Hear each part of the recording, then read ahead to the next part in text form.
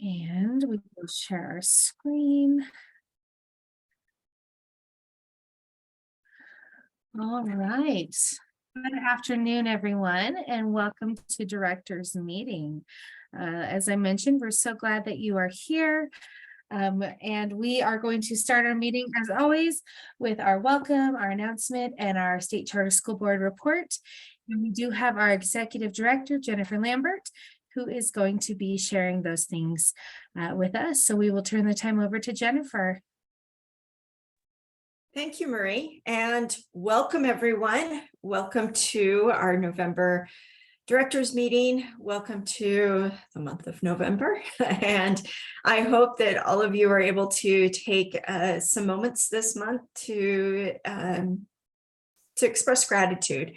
I know that there's a lot of people, wonderful people in our lives, and there's a lot of great things in our lives and things that we can be grateful for.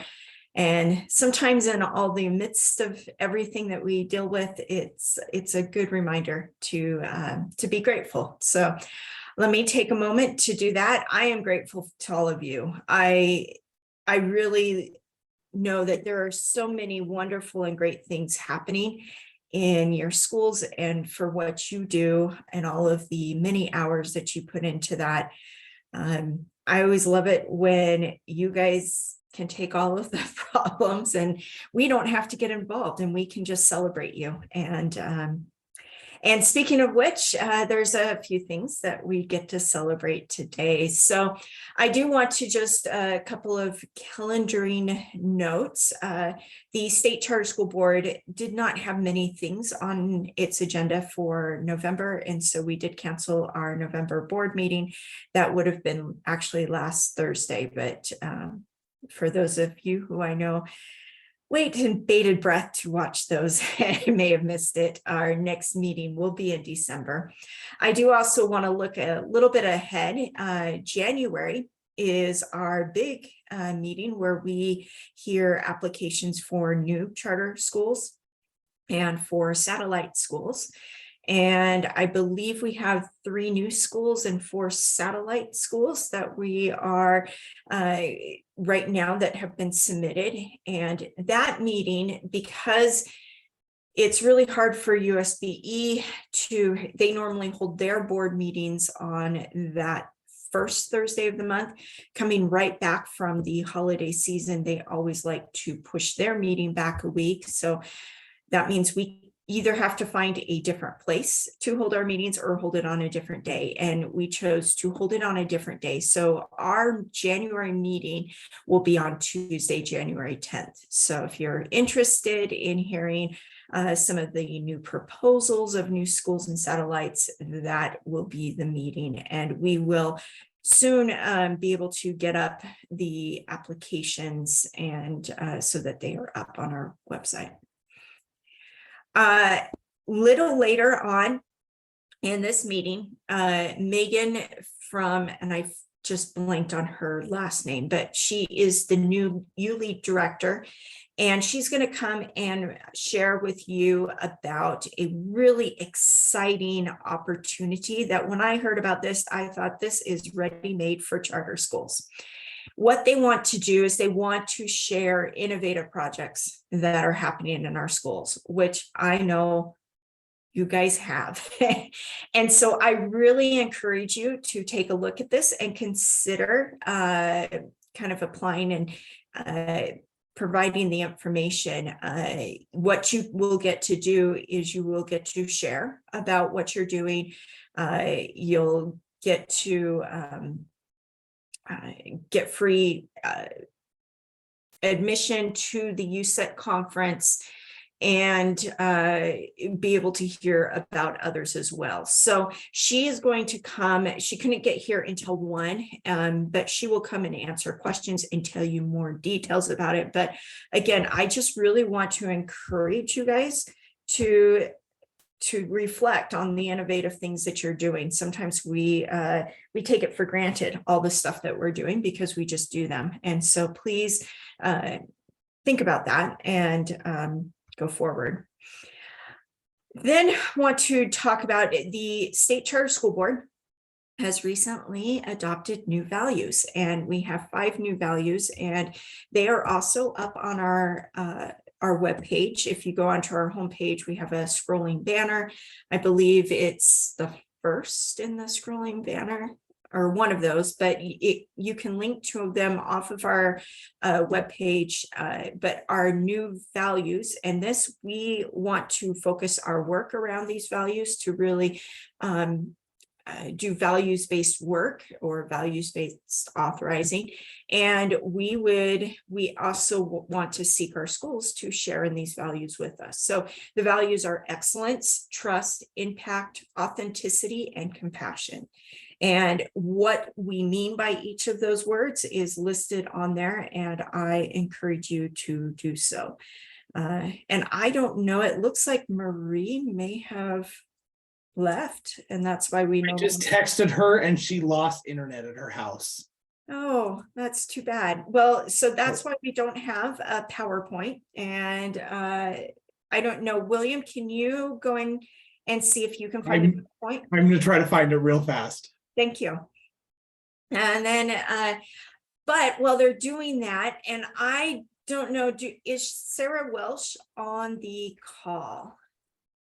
Yes, Jennifer, she's here with me. Wonderful. Well, let me introduce her first and introduce why I asked that question.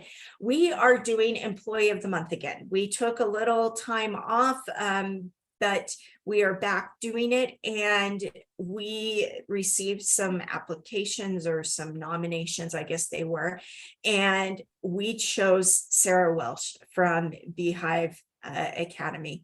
She is there with Hanifi. If you guys can see her, she's waving. Thank you, Sarah. She teaches 6th and 11th grade physics, and she also runs the school's gaming club. One of the Beehive's principal wrote about her this. Miss Welsh started teaching at Beehive Academy August of 2021, so she stuck with it. She has created a welcoming and inviting learning environment for her students. Her classroom management skills are over the top. Students love to be in her class, not only due to the environment, but her delivery of instruction, which is intriguing and engaging.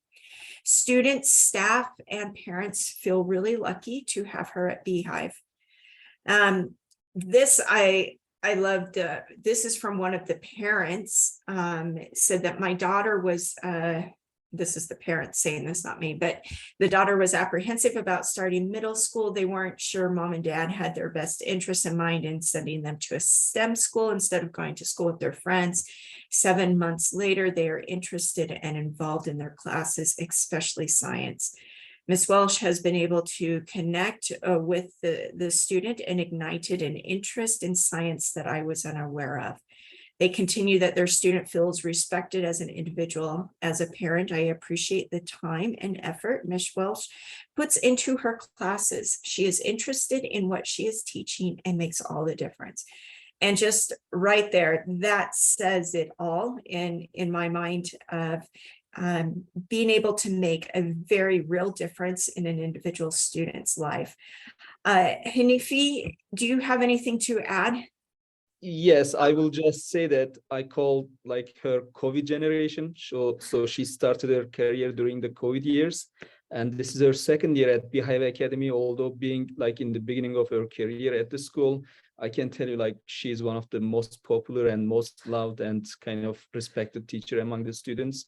And she really goes above and beyond, not only in her teachings and caring for the students, but also creating the atmosphere of like respect, welcoming, and also, putting the spirit of the school ahead and making sure students are kind of like united around it. I really appreciate all does, even outside classroom, what she does for her students. Thank you. Sorry, I have to unmute. Thank you. Sarah, is there anything you want to say? Not really. I mean, I think the biggest thing is Beehive is just such a fun place to work, and it's been really fun just becoming part of the culture. The kids are great. They're super fun. And I've just had a really good time meeting the kids, becoming part of the culture, doing my thing. Well, thank you so much. And everyone kind of give the virtual applause or thumbs up. But thank you for what you do. And we will be sending you a certificate and an Amazon gift card. It's a small way to show our appreciation. So thank you. Thank you. And just to everyone else, we continue to look for nominations for our Employee of the Month. So please look at those that are in your schools who could use some recognition. And we love reading those nominations. They really are fun to read. So. And that was all for my director's message. But since Marie isn't on the call still, I will see if I can just keep going. If you want to go to the next. I'm back, but did you already talk about the values? I did. Perfect. I did miss that, but. I wanted to end on the great note of Employee of the Month. So I then Yeah. will turn it, I guess, to William. Perfect. Thanks, Jennifer. Hi, everybody. I just wanted to share a couple of key points about projections and how they went this year and what we're kind of seeing in regards to enrollment for the future. And hopefully just to help everybody kind of in the way that they're planning. So this year, when projections were first submitted by our charter schools, we projected about 83,000 students in our charter schools. That is about 7,000 higher than we currently are right now, which typically the state says, okay, like we'll give that to you. That's not a big deal. And they just sort of accept it and move on. This year went a little bit differently. So we submitted everybody's projections. They came back and they were like, nope, this is far too high. You've got to trim this down. So we went back and forth with them through a couple of meetings, talked with them about what number was acceptable for charter schools across the state. And they brought up some really interesting figures for us and showed us the state is looking for the first time at a drop in enrollment in our kindergarten. So in every other year past, so since 1999, when we first started getting charters, we've always had a higher kindergarten class than the graduating seniors. This is the first year since 1998, actually, where we have a smaller kindergarten class than the graduating seniors. So what they're really projecting is that we're going to start seeing some dropping off in terms of how many students are just enrolled in the state generally. They also are predicting that this growth that we've been seeing over the last few years as people have been moving into Utah and as house prices have been rising up, they're projecting that this is actually going to stop. And they told us the figure that they said anticipate about 260 new students next year across the state. So you'll get your normal kindergarten, but then we have 260 kids kind of to share between all of us charters and all of the other schools. Now, this is just a guess, there's no solid figure, but I think this really brings us to a point where we have to start being very, very mindful about how we are allocating our funds that we're getting, because the time where we could, project like, oh, we're going to get all of these students every single year and there's just going to be this huge drive, that doesn't seem to be the reality anymore. And so we really need to be mindful about how we are not only planning for our future classes, but also how we're allocating our funds right now. You will all, your October 1 counts went in, they were all accepted. There's no problems there. And if your projections were lower than your October counts, like the December true update is coming, so you'll get that. But I think this is just really, as we're looking forward to SY24, be really mindful about, where am I spending my money as a school? Because we don't know that we're going to be getting a whole lot of new students in the future. That's all I'll say on that, just in case there were any questions about projections.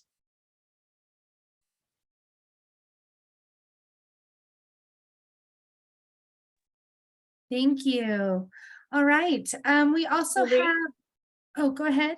just with that, I'll put in a little plug that we've been hosting some trainings about marketing and some of that, and you can also find them. They're always recorded, but you may want to revisit those. And some of you that may have not had to do marketing in the past, coming up, not necessarily this year or next year, but we may be looking at a trend where it's just a little bit different in the state in terms of growth.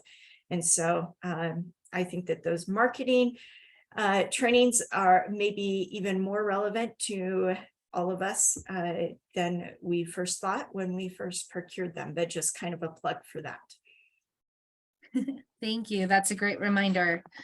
All right, we have two of our friends here, Shannon and Whitney, who are going to be talking about some upcoming training updates and invites. So Shannon, we'll let you go first on that, and then we'll turn the time to Whitney as well.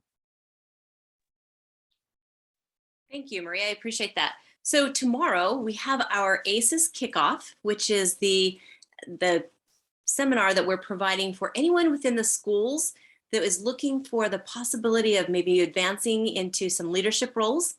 This course is for that group, and it will provide an opportunity for them to get a taste of what being in a leadership position would look like. The course, there's 12 courses, and we begin in January, but tomorrow is the kickoff. So we have, Maria, do you have by chance the slide with the link to sign up for that? I can send that out in the follow-up document. Perfect. That would be perfect. Thank you very much for that. So tomorrow we'll be meeting, we'll be discussing the logistics of it. We'll be going over some of the course topics, and any questions we'll answer then. So if you're looking for that, or if you have anyone in your building who is looking for some administrative, or maybe looking to go down that path, maybe somebody in the special ed department, maybe somebody in your coaching and your staff development, if you would pass that along to them, we would love to see them and give them the opportunity to at least expand their horizons and become familiar with what that might look like. Thank you, Marie. You're welcome. Whitney, we'll turn it over to you.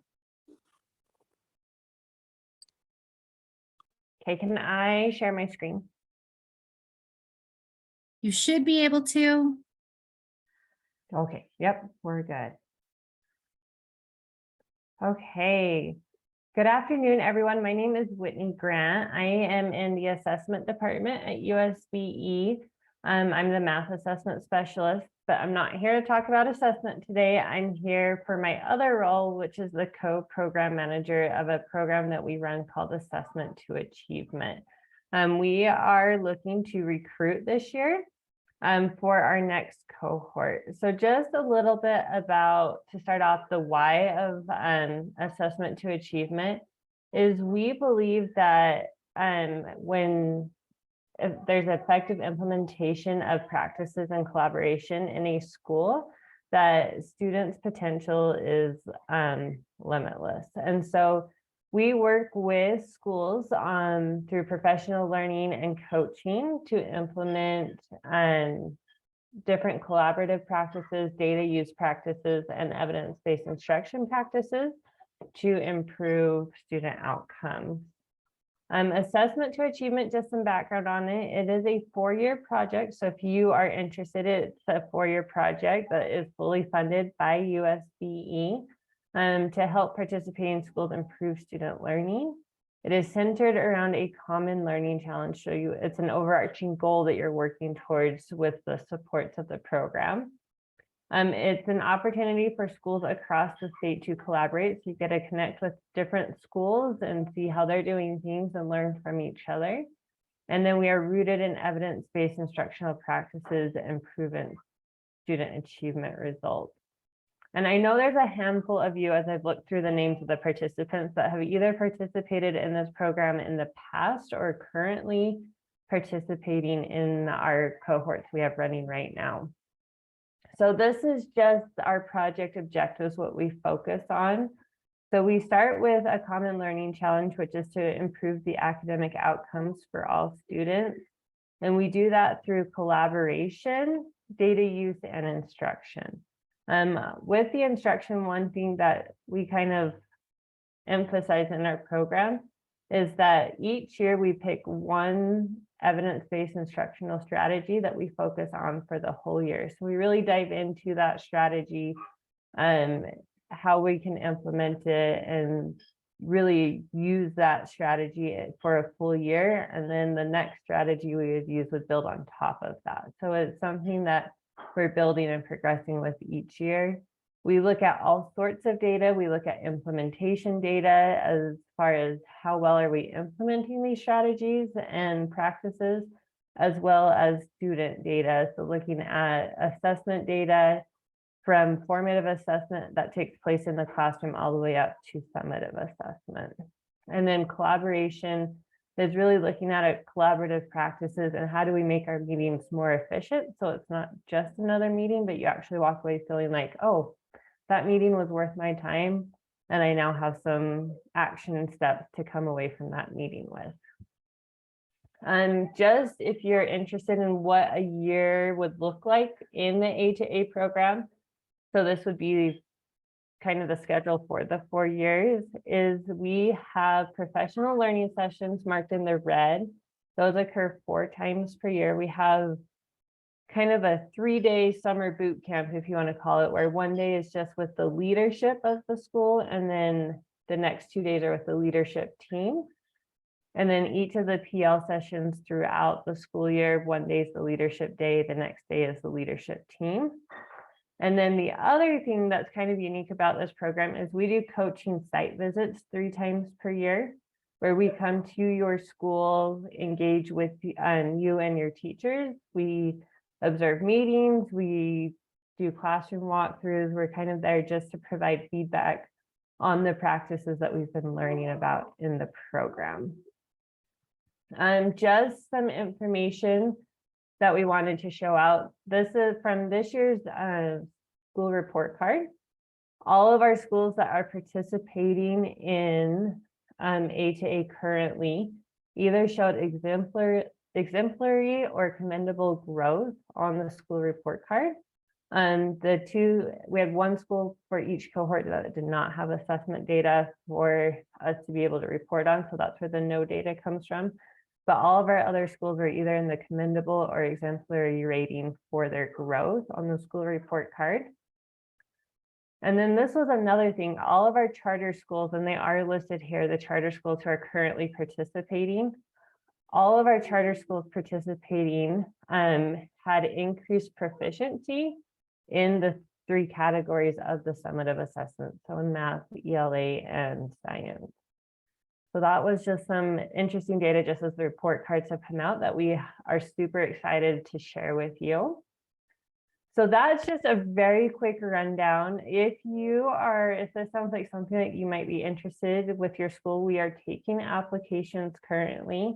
The new cohort would start in June of 2023 and then run for the next 4 years. If you have more questions, please reach out to me. My email's there on the screen. And if you are interested in applying, I will put the application link in the chat. But if you have more questions, want to discuss this further, please reach out to me and we can set up a time to talk. Or if you have any questions, you can type them in the chat and I am happy to answer those questions as well. Thank you for giving me the time today.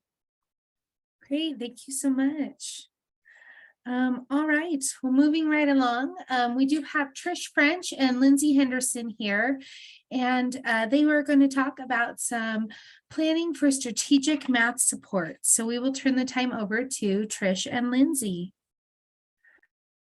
Thank you so much. Just checking that my screen is sharing okay. It looks great. Awesome. Thanks. I had a little issue last week, so I wanted to make sure that was okay. Trish sends her apologies. She got really sick this morning and couldn't make it today. So I'm filling in for Trish and super excited to be here. My name is Lindsay Henderson, and I'm the secondary math specialist here at the Utah State Board of Education. And Trish is my elementary counterpart. And we love all things math all the time. So I wanted to introduce you to our newest resource that was developed over last school year. It is Utah's pre-K through 12 mathematics framework. And I'm gonna actually drop the link to it in the chat. I'm not used to double timing, so I appreciate your patience with me. So this framework is about 40 pages of awesomeness. I'm just going to be honest. So what we did last year was we took all of the research that we know about K through 12 mathematics education, and it comes in all different forms, articles, books, and we thought, how do teachers and how do teacher leaders know how to access this information? And we were like, they probably don't have time to read 800 books like we do, and so we should distill it into a nice document where everybody can get together and learn about all these evidence-based best practices. So this document is the final product of all of that work. You'll notice here at the top right of the cover, we have separated our evidence-based best practices into 5 different elements: instructional leadership, asset-based learning environment, instruction and intervention, assessment and feedback, and professional learning. And I'm just going to give you a sneak peek at one of our indicators. So, I am so sorry. This is what I wanted.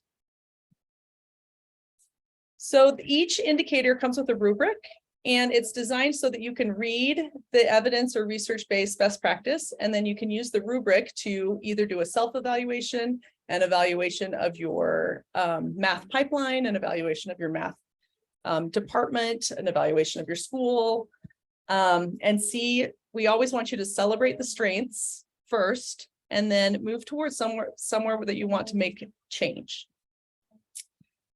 So in instruction and intervention, this is kind of how it works. The rubrics at the top so that you can remember, and then the critical indicator. Each letter is a evidence or research-based best practice. So here we start with the teaching practices. These are the 8 ways that teachers, the high leverage ways that teachers can teach mathematics to students. And they should be evident in about 95% of all mathematics classrooms. And so the second critical indicator of instruction and intervention is our standards for mathematical practice. And you might recognize these from the Utah State Core, Math Core. These are present in all K through 8 mathematics standards. Sorry, not K through 8, K through secondary math 3, all of them everywhere. This is how students should interact with mathematics in their classroom. A couple of indicators that have been fun. This one we get a lot of feedback on, and I'll just give you a minute to kind of digest it.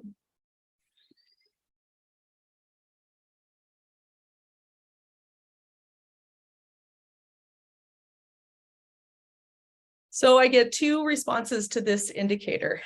The first one is, if I can only talk for 11 to 18% of classroom time, what do I do with the other 82% of the classroom time? And the second response is, if I'm not talking, how are students learning it? So both of those kind of give you a good formative assessment into how teachers are in their classrooms, but this indicator really distills explicitly the type of instruction that we want students to experience in a math classroom, how much protected time should be given to students daily for math instruction, and then all of those hyperlinks take you to documents that can help you kind of shore up your, if this is an indicator that you need to work on, that can shore up your needs so that you can get this into your math classroom. Another piece that the framework has, besides the instructional, or besides the elements, there are 2 appendices that are really important that talk about the different components of mathematics proficiency.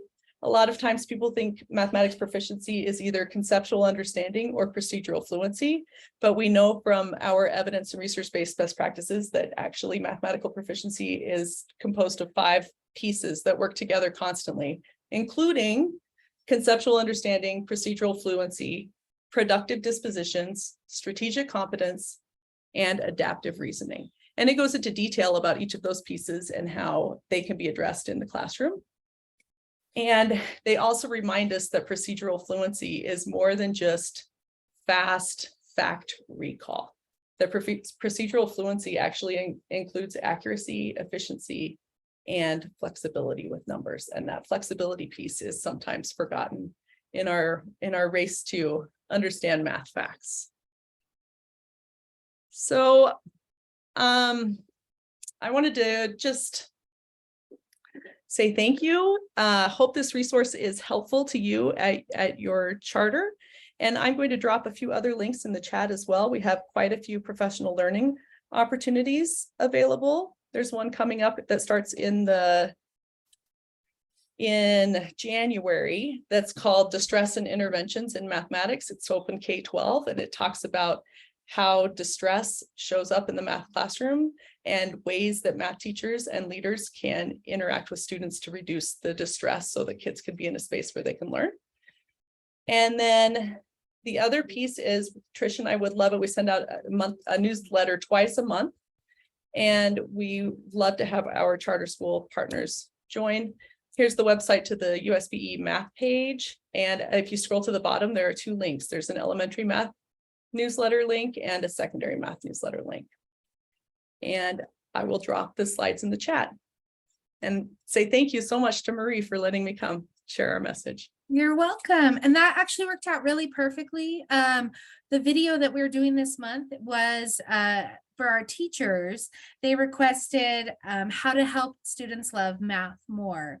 And so I had reached out to Lindsay and Trish and was like, what resources do you guys have? How can we help our teachers? And the video, we got it already last week, and then there were some hiccups in getting it out. And so as our directors, you'll actually be getting that video later this afternoon. So all of our timing actually came together really well. So that'll come today. Then you actually got to meet Lindsay and see that cute picture of Trish. And so it all comes together really nicely. And your teachers are excited for this video too about helping kids love math. And so hopefully they'll find all of those things really helpful, really useful, and can connect if they need some additional support from Lindsay or Trish. So great. Thank you, Lindsay. We appreciate it, and send our well wishes to Trish too. So thank you. All right, we are going to bounce back just a little bit. I know Jennifer had mentioned that Megan would be on around 1 o'clock in case anyone had questions about ULEAD, and she had put in that teaser about the conference that's coming up with USET and getting some of those innovative projects. And so we'll give just a few minutes if Megan wants to add any more about that. And then we have Kendra on deck, ready to talk about school wellness. And so Megan, if you have anything to add, or if anyone has questions, we can open up to that. And then I do see that Kendra is ready to go. So take it away, Megan. Thank you. And I'm sorry I couldn't be on at the start. So hi, I'm Megan. I'm the director of ULEAD, and hopefully I think it sounds like Jennifer shared that we are really excited to be partnering with USET in March. So March 14th and 15th is USET conference, and we are having a highlight hive. And the idea here is it might look like a job fair or a poster session, that kind of setup. But LEAs are invited to come and share what exciting and innovative practices are going on in their school or in their system. And the way to do it is just to apply. We have about 14 spaces for a morning session and an afternoon session. Any groups that are accepted do also get 2 registrations for USET. So that's a really nice way of saying thank you for sharing the things that are going on. And while USET is technology based, we understand that, but they're big on the word coalition and the C part of their name. And so they really want to hear what best practices and exciting things are going on across the state. And so don't feel like it has to be completely tech focused or around any one program if you have multiple things you want to highlight. I dropped a link to the letter, which also has a link to the form for signing up, and I can share that sign up link directly too. But happy to answer any questions. We would love to have you, and we would love to have you share with anybody else that you think would make a good contribution.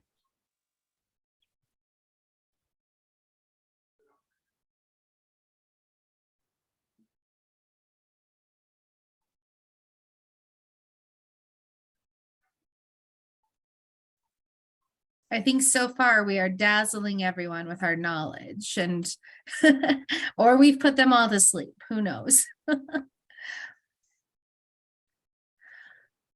All right. Well, if any questions do come up or you think of it later, you can reach out to Megan or let me know, and I can always help facilitate getting you in touch with Megan, and we can get you connected. So thanks, Megan, for stopping by, and we'll see you later. All right, Kendra, we are excited to learn more about school wellness, and I totally undersold it in our agenda that it was just school immunization. So it's much better than what I originally thought, and I'm excited to have some school wellness presented to us, and we'll turn the time over to you. Thank you. Okay, just want to make sure everyone can see my screen. It looks perfect. Okay, great. So thank you, Marie. My name is Kendra Muir, and I'm the School Nursing Wellness Specialist at the Utah State Board of Education. So I provide guidance to school nurses around the state. Today we're going to talk about, we will touch on immunization reports, but we're really going to talk about the laws and policies that charter schools need to know.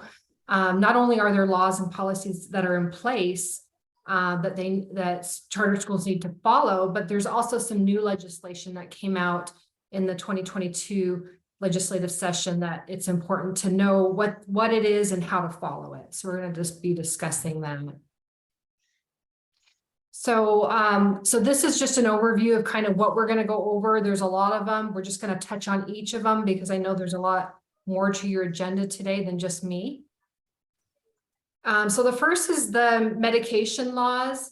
So in order to give a medication in schools, the correct paperwork needs to be filled out. There is a law that students are allowed to administer medication to themselves and also have the school administer to them. They just need to have the proper forms signed, and we'll talk about where to get those forms later if you need an updated copy of those. Some laws around medication administration are specific to certain medical diagnosis, such as diabetes and the administration of glucagon. That allows training of a school employee or volunteers to administer glucagon in an emergency. That requires specific training by the nurse, and we'll go over that a little bit later. We also have administration of seizure medication, and there's a law specific to that. More about diabetes medication, Opioid Overdose Response Act, which allows Narcan in all of the schools across the state. And you can get those for free from your local health department in a lot of cases. And then also emergency response life-threatening conditions. So that allows for students to carry an EpiPen, and then also to carry an asthma inhaler. And we'll talk a little bit more about that, but you can actually have that in a stock dose where the school holds on to that, and it's for children within the school. And we'll talk a little bit more about that in a second. So first of all, it's important to know that if you have a school nurse or you're contracting with a school nurse, whether it's for limited hours or full-time, nurses must follow the Nurse Practice Act and Nurse Practice Act rule. And so basically from that, I wanted you to know that in order to delegate a nursing or a medical procedure within the school, it has to be done by the school nurse. That includes medication administration, especially medications that we talked about earlier with the glucagon, the diabetes emergency medication, that needs to be delegated by the school nurse. So you can do that through, again, contracting with a home health nurse, but the nurse is ultimately responsible for school staff administering that. And then it's important to note that not all nursing functions can be delegated to staff within the school if they're not also a healthcare provider. Some functions have to be done by a nurse. And then in order to determine that, though, the school nurse or a nurse will do an assessment of the student, the different situation that they may be in, and then they'll determine if delegation is appropriate and can be safely done. If it can't be delegated safely, then there are other reasonable accommodations would be made. And then in order to delegate a task, though, it's important to note that an individualized healthcare plan must be in place. So there's a lot of required documentation, and so I'm going to give you a resource later where you can get all this documentation. The best resource is actually on the Utah Department of Health and Human Services website, and we'll talk a little bit more about that in a little bit. So the individualized healthcare plan, you hear that term thrown around a lot. It's actually a plan written by the nurse for the nurse, and that's to plan the nurse's care for an individualized student. The nurse does receive input from the family on that, sometimes from the healthcare provider.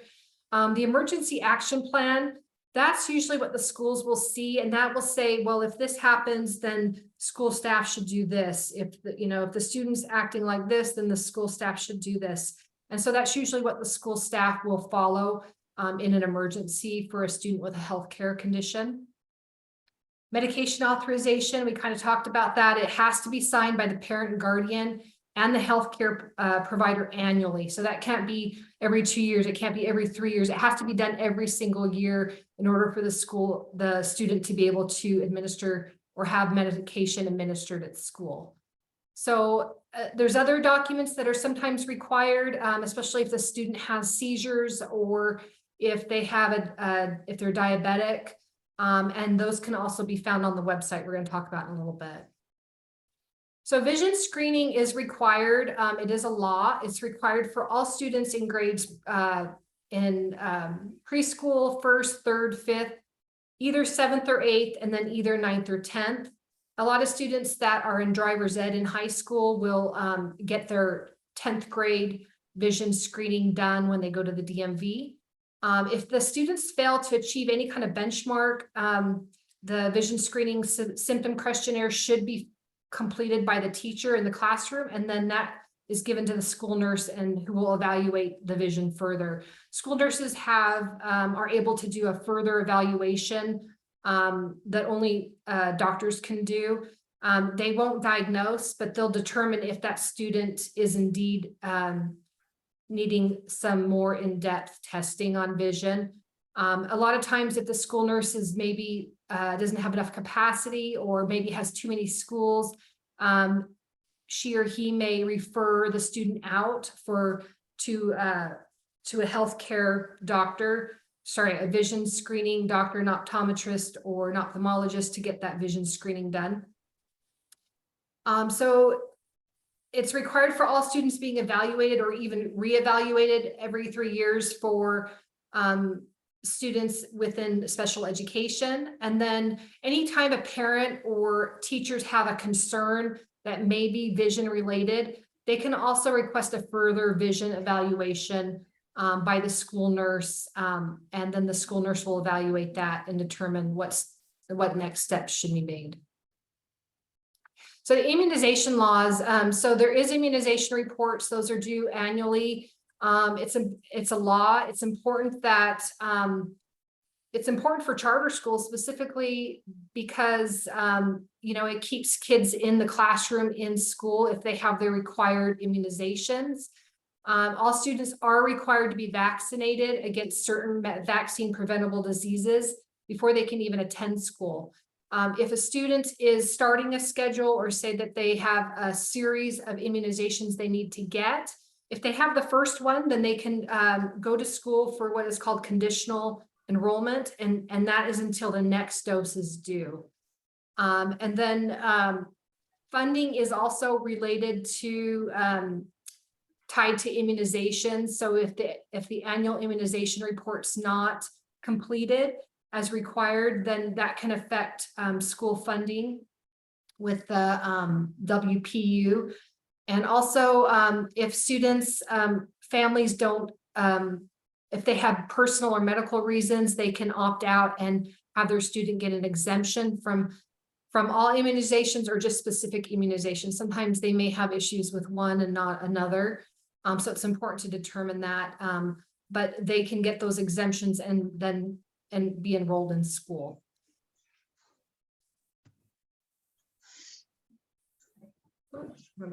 Okay, so last year, we worked, the USBE and a lot of stakeholders around the state, we worked on a new head injury rule.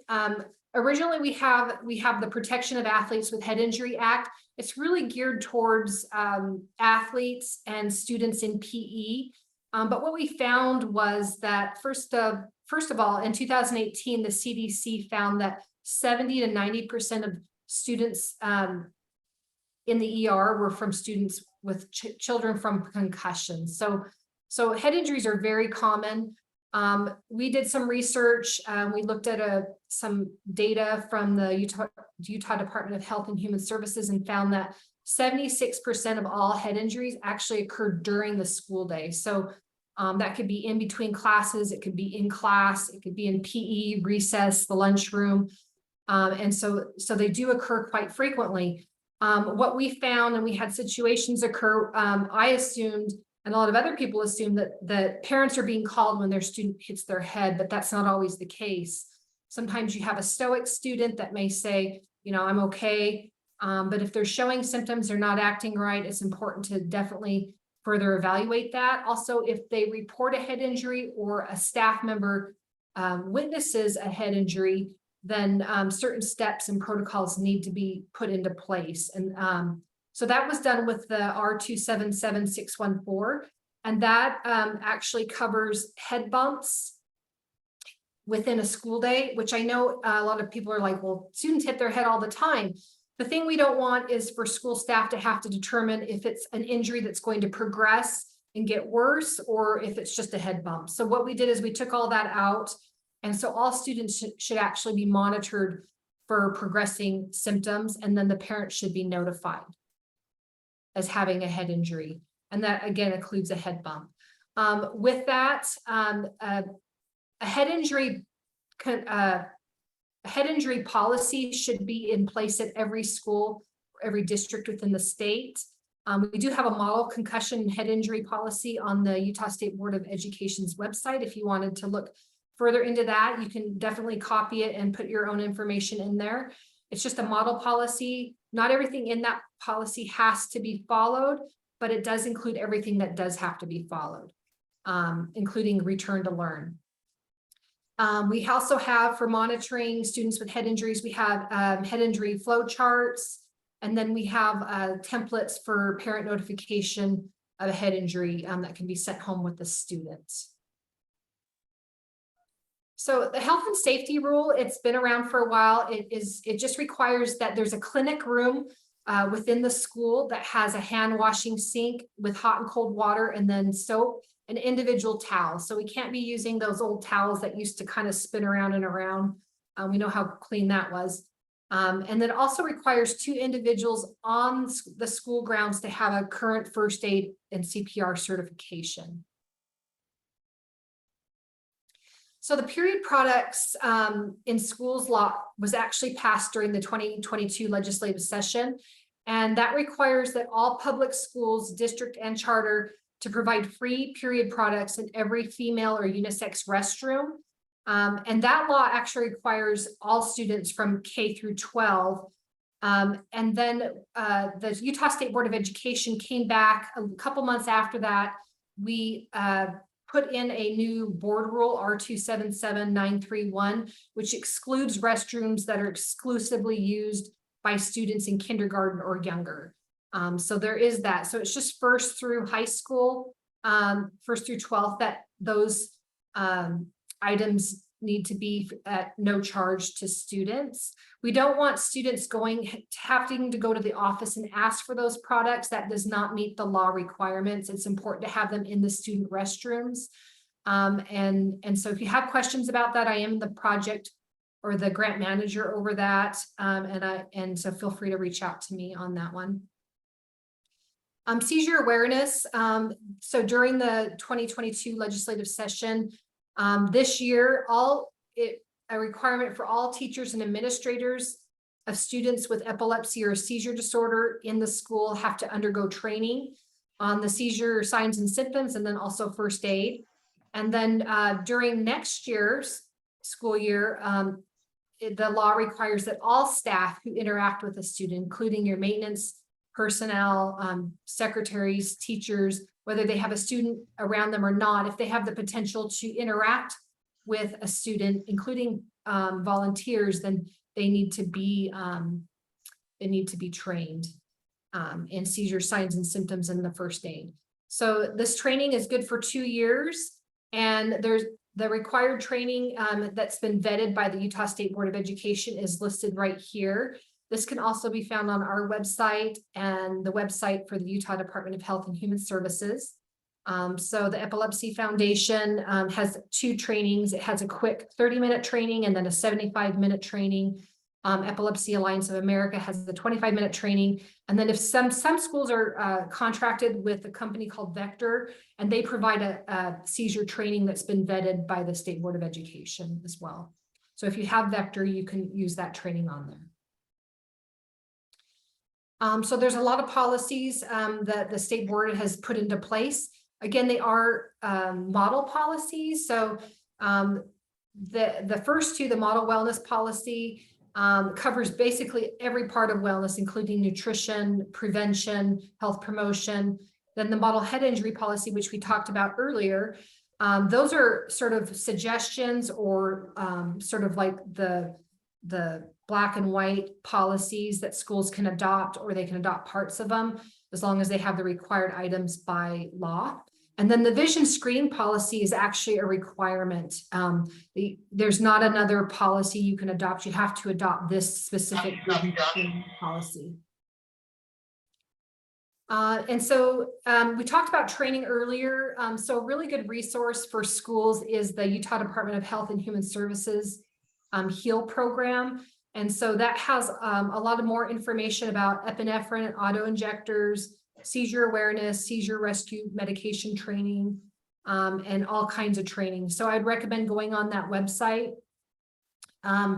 We also have a website with the State Board of Education, and that usually focuses on what the state board has put into place. And this other website that's listed on the screen right now is for anything to do with school nursing or medication or laws that are in the school. So it has all the forms you may need to put like medication forms or other things. So take a look at that.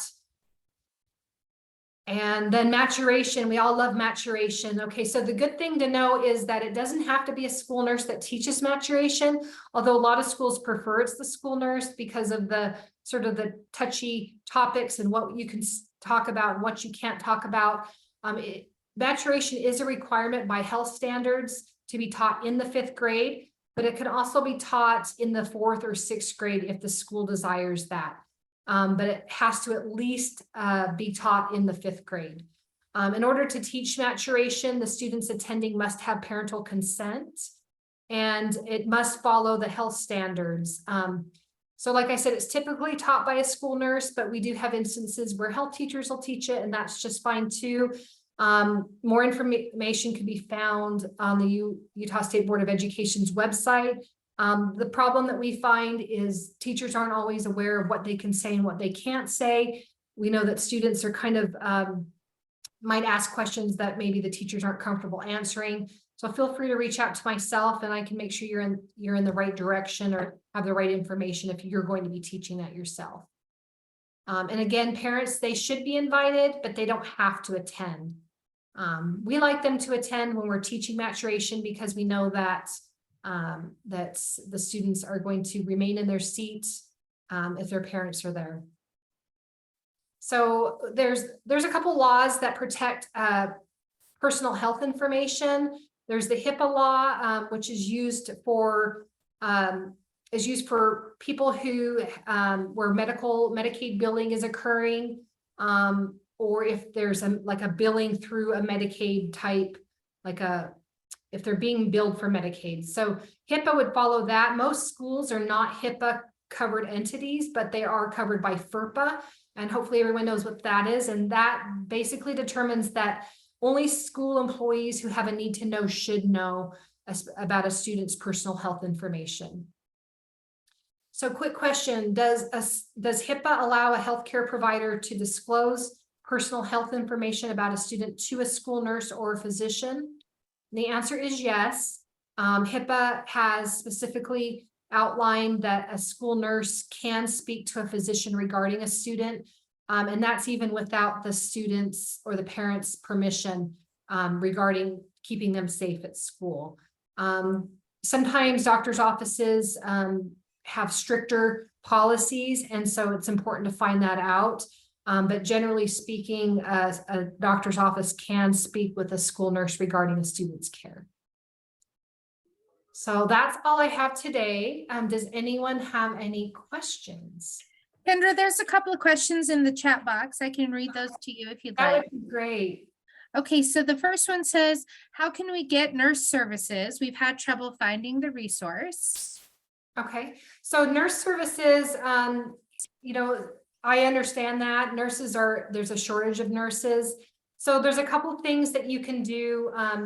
You know, if you're not able to have like a full-time nurse on staff, you can contract with a local home health agency for nursing services. Sometimes charter schools will sort of do volunteer hours and either hire a parent that's a nurse, or they will contract for minimum hours to have a school nurse there to do sort of those high priority cases with students maybe with more serious health conditions.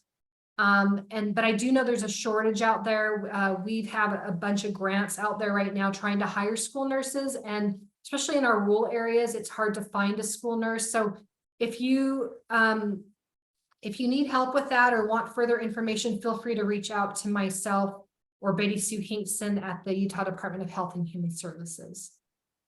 Great. The next one says, is there a chance they'll change the requirement regarding kindergarten bathrooms to include perhaps first and second grade as well? They're having some trouble with the youngest students playing with those period product items. Right, yeah, and so that has been addressed as far as kindergarten, so that they're no longer required in preschool or kindergarten bathrooms to have those items in there for free. What they found with the period project is that, and that's who sort of funded and started the legislation for this, is that students need education on the items. You can't just put stuff out there and not expect it to be touched or sort of messed with. There will be still cases of maybe, you know, kids messing around with them, but they find that after the first year that students sort of just ignore them after a while if they don't need them, and then they're there if they do need them. I think the specific question was, will that ever, do you think, include the first and second graders in addition to the kindergartners? You know, I think as we go down, as we continue year after year, they may determine that, and I totally understand the need for that. It's rare, but it does occur where students in the first or second grade may have a period. But you're right. It's I think the biggest thing is that they determined that you know, kids in kindergarten and preschool, they have those really small toilets in there, and so they can actually differentiate them from the rest of the students in elementary, where sometimes a student maybe from an older grade, you know, the third or fourth, may go into a younger grade and use their restroom, and that they need to have access to it wherever they go within the school, and that includes school activities. But I don't foresee anything happening in the near future. I haven't been told about anything in the near future on that. The next question was, can they get a copy of the PowerPoint? So I would love to share a copy of the PowerPoint with you. I'm not able to, just because I actually wrote this with the Utah Department of Health and Human Services, and it's not ADA compliant. so they won't let me share it because of that. But if there's something more specific you need information on, I'm happy to meet with you individually and even provide those slides individually for you if you'd like, so instead of taking notes and stuff like that. So then I think that goes with the next one.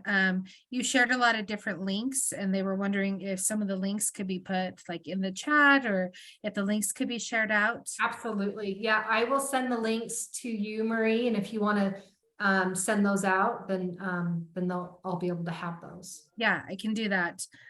Sorry, looks like we have like 7 more, so Okay. we'll keep going. Okay. Is there a list of nurses who are available to come teach maturation in a school who does not have a nurse on site? Our teachers are not comfortable teaching maturation. I totally understand that. So we had this problem a lot with COVID, trying to find a nurse and someone, and then also being able to teach that, following COVID guidelines. So what I would recommend doing is talking to your local health department. Some schools have nurses under the health department, others have their own individual schools. You can contract with them. You can share resources with other schools. But there has been the situations I've known, we've been able to find nurses that maybe didn't work for the school, but were able to contract out those services. But I totally understand that. I get that. And it looks like the next one was just in response to that too. One of our schools in a more rural area said that they use the local health department to contract with for nurse services. So that was a helpful one. And then just some personal stories. They said there are some second graders who need those period products. Another one had a second grader who started a period one year. And so just again, commenting on that. And then seconds and thirds, please send those links. So they would definitely love those. Absolutely. And then one more recommendation that Planned Parenthood does a fantastic job teaching maturation, which is approved to be taught in schools. Yeah, you have to be careful. So make sure, because Planned Parenthood is generally a nationwide program. Utah has very strict rules regarding what can be said and what can't be said in schools. There is information around the standards that, we have some suggestion lists and stuff like, what if you get asked this, what do you say? What I can tell you that is that when a student asks a question, it's important to only answer it, only answer the question, don't go into further detail, and then also to answer it in a medical way. So you can't use slang, stuff like that, just so there's no issues with teaching it. All right, I think we made it through all those questions. Thank you, Kendra. If You're there are welcome. any others, I'll keep it open for a minute. Perfect.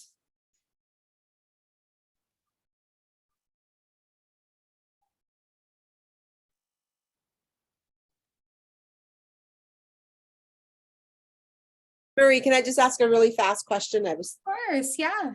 It was fast for me to ask than to start typing. That's perfect. We have a new school nurse, but it's very limited time.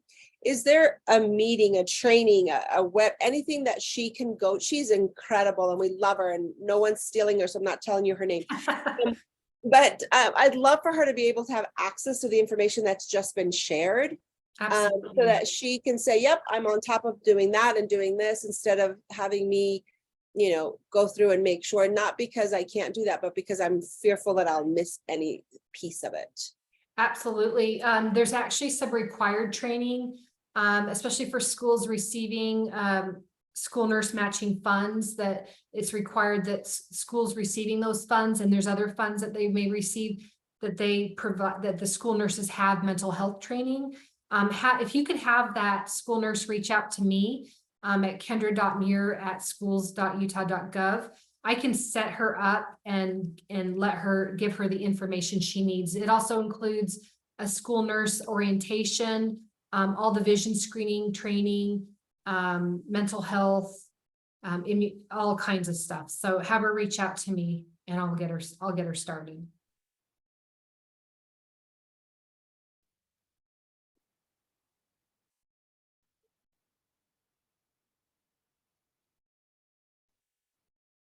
Okay, perfect. Okay, well, anyone else that has questions or things that we can help with? All right. Well, thank you, Kendra. We appreciate it. And we always appreciate having you here to help with our charter meetings. Thank you. Thanks for right. having me. Thank you. Next, we have Carrie Harwood here from Valley Mental Health, and she's going to share about some key talking points to help with mental health. So Carrie, we will turn our time over to you. All right, so I have my colleague here who's actually going to kick off the presentation of ours. So I have Lindsay Van Roo, who's an attending clinician at Valley Behavioral Health. So I'll let her start off real quick. Thanks, Carrie. So I will try and be as brief and concise as possible, but just so everyone is aware, I've done trainings on mental health for professionals as well as students, and I'm happy to do any individualized training. If this just brief overview isn't enough, feel free to reach out to myself or Carrie for any more training. I always think it's really important when we talk about mental health in any professional setting to emphasize the importance of taking care of your own mental health before we can start taking care of our students or those that we work with. So the few points I am going to be talking about are about ways that we can check in with ourselves and our students, as well as ways we can help ourselves and our students. So to start with, some typical symptoms of poor mental health. I think a lot of us know most of these. Sadness, anxiety, worry, overthinking, things like that are pretty typical when we think of poor mental health. But it's also important to recognize that there are a lot of symptoms that maybe we don't think of right off the bat when we think of poor mental health or mental health concerns. And these are things such as what we call fuzzy brain, right? So the idea of maybe we're forgetting things a little bit easier, maybe we're struggling to focus. Oftentimes, especially in students, this can interfere with a lot of their schoolwork, right? So inability to focus in the classroom or when they get home to focus on the homework. This also affects our reaction time and our speech too. So a lot of times if we're really depressed or anxious, we respond to people slower. Maybe it takes us a second to comprehend something, whereas in the past we could have comprehended really easily. So it's helpful to recognize that mental health encompasses a lot, right? So our emotional state as well as physical state, and a lot of our emotions really impact our physical symptoms and vice versa. So if we're not sleeping very well, it's going to affect our mental health. But also an aspect of poor mental health is not sleeping well. Maybe we don't eat as well either. Things like that really work well together for poor mental health. So I think as all of us experience a lot of stress throughout our lives and our day-to-day within our working field and our family and our relationships, we experience symptoms of poor mental health. So it's key to recognize where the line is between typical symptoms that we can cope with and manage on our own versus when we need to seek professional help. So 3 key factors to check in with. So frequency, duration, and severity of these symptoms, right? So recognizing with frequency, how often do you experience these symptoms? Is it every day? Is it once a week? Is it just with certain triggers? Same with duration. How long have you been experiencing these symptoms? Has it been just since the loss of a loved one, which is difficult, but very typical? Or has it been the last 6 months and nothing is helping? And then the last one, severity. So a good measure for severity is to ask, are these symptoms interfering with my day-to-day functioning? So are these poor mental health concerns causing you to lose relationships, causing your students to not participate well in school, causing people to not be able to hold down jobs, things like that? So checking in with, are these symptoms starting to actually interfere with our day-to-day life? So now that we've talked a little bit about those, the last part of what I wanted to talk about is how do we help, right? So how do we help ourselves and our clients, or ourselves and those around us? And I think something very key to recognize and remember is that in our lives, we all have key roles. So if you're a teacher, be a teacher, right? Don't feel pressured or obligated to give mental health advice that's outside of your scope of practice. Check in with your students, recognize those symptoms that we just talked about, and then refer them onward to someone who, if they need extra help, can be that extra help. And for yourself and your own mental health, remember that in your own life too. So recognize that you are a spouse, or you are a sister, or a coach, or a friend, and hold that role, because when you hold those roles and those boundaries, you're going to be the best help for other people.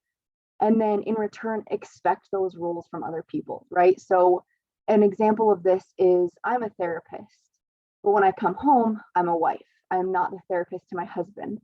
So recognizing and remembering that when we need support from others, or when we offer support, have realistic expectations about what we can help with and what the other person can help us with as well. So a good way to help ourselves is to help others understand what we need from them, if that makes sense. So I'll use the example of in a marriage or a relationship like that. So with my husband, I come home from a stressful day of work and I say, hey, I need to vent. What I need from you is, and then I help him help me, basically. And we can do this with our students as well. These are some really great key talking points to have with your students, is instead of recognizing that there's something off and offering advice, checking in first. So asking, one, are you okay? Right? How are you doing? Those open-ended questions to help give them the platform to communicate with you. Another great question is, what supports do you have right now to help with this? Because oftentimes students have supports in place, they just don't know how to access them. For example, if they're part of a team, teams have been found to be really beneficial for mental health. Coaches, some religious organizations can be helpful, family members, friends. So checking in on what supports do you already have, how can we utilize them to help you? If they don't have any supports, asking, well, what supports do you need? Like, do you think it would help your mental health to be a part of a club? Can I help connect you to that? Because as a teacher, that's very much within your scope of practice, right? Connecting them to those resources. And then remembering as well within your personal life to check in with that too. Like, what supports do you have? Are you utilizing them? If not, what supports can you connect yourself to, or your family members or friends in that role? And then recognizing when you or your student or family members or friends need those extra supports in a professional sense, referring outward to those professionals. So that's what we do at Valley Behavioral Health, a lot of different types of therapy. I'll turn the time back over to Carrie to wrap up with some of the services we offer. Yeah, so for those that are in Salt Lake County, we do have a clinic where you can make those referrals. At our Valley West clinic, we are a family-based clinic, so we do take on the referrals of the students or children, but we also have a team that work with the parents or adults individually or as the family as a whole unit. So we provide therapy services, medication management. We can do case management, and we have some groups that are going as well.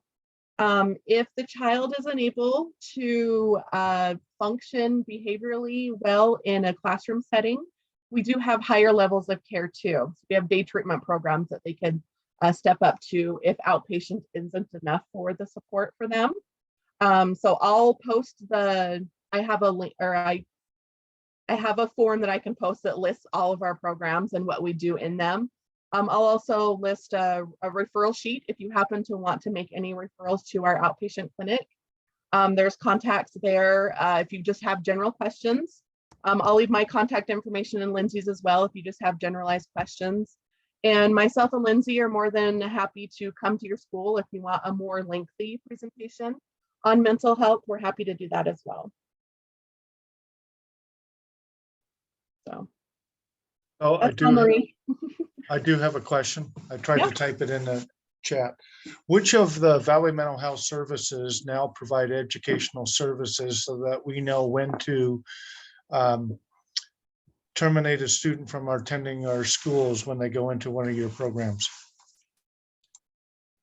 So that happens at the day treatment level. So Lindsay and I work at the outpatient level, so I'm not quite sure how exactly that looks, but they have a case manager on their team that works directly with the school to do that communication. So once they're admitted to the program, they'll work directly with the school that they came from to inform them of the admission, how things are going, and when a client is discharged from their services, they'll also do that coordination back into the school setting.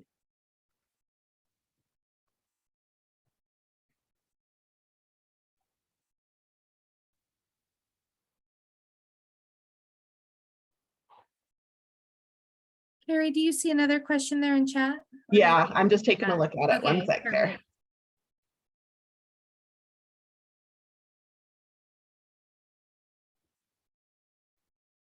Lindsay, that might be more for you. Do you need me to read it?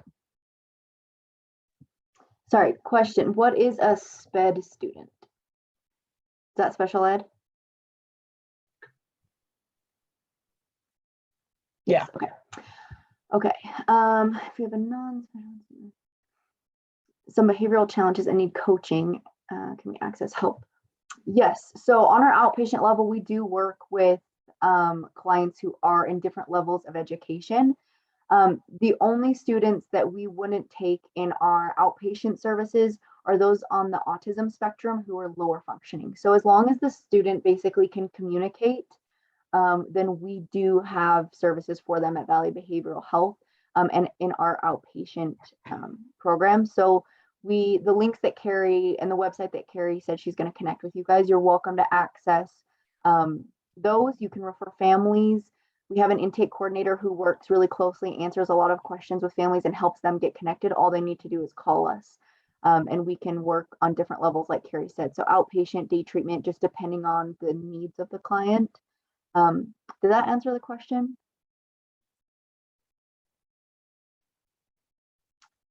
Okay, and then our day treatment programs, currently we have openings. So we work with different ages. So Carrie, correct me if I'm wrong, but kids is 6 to 12, or is that the age for the kids program? Yeah, sometimes they'll do 5. Okay, but... and then 12 to 18 for our teen ones. They currently do have openings. The last I heard, it just depends on the time of year, but we always are taking applications. So even if they go on the wait list for a short amount of time, they'll get in within a month or two typically. But currently we have openings. And it also depends on acuity, just because they can't have, so they have a percentage of acuity that they can tackle to have certain stages of acuity on the floor. It's hard to have like the highest acuity, all of the clients being that. So they base it on acuity and they divvy out percentage wide based on acuity.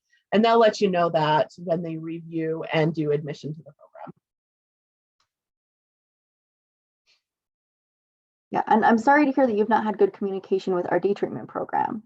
I know we have a few different staff members that do communicate, but that is something helpful to know, and I can pass that along to our day treatment attending clinician.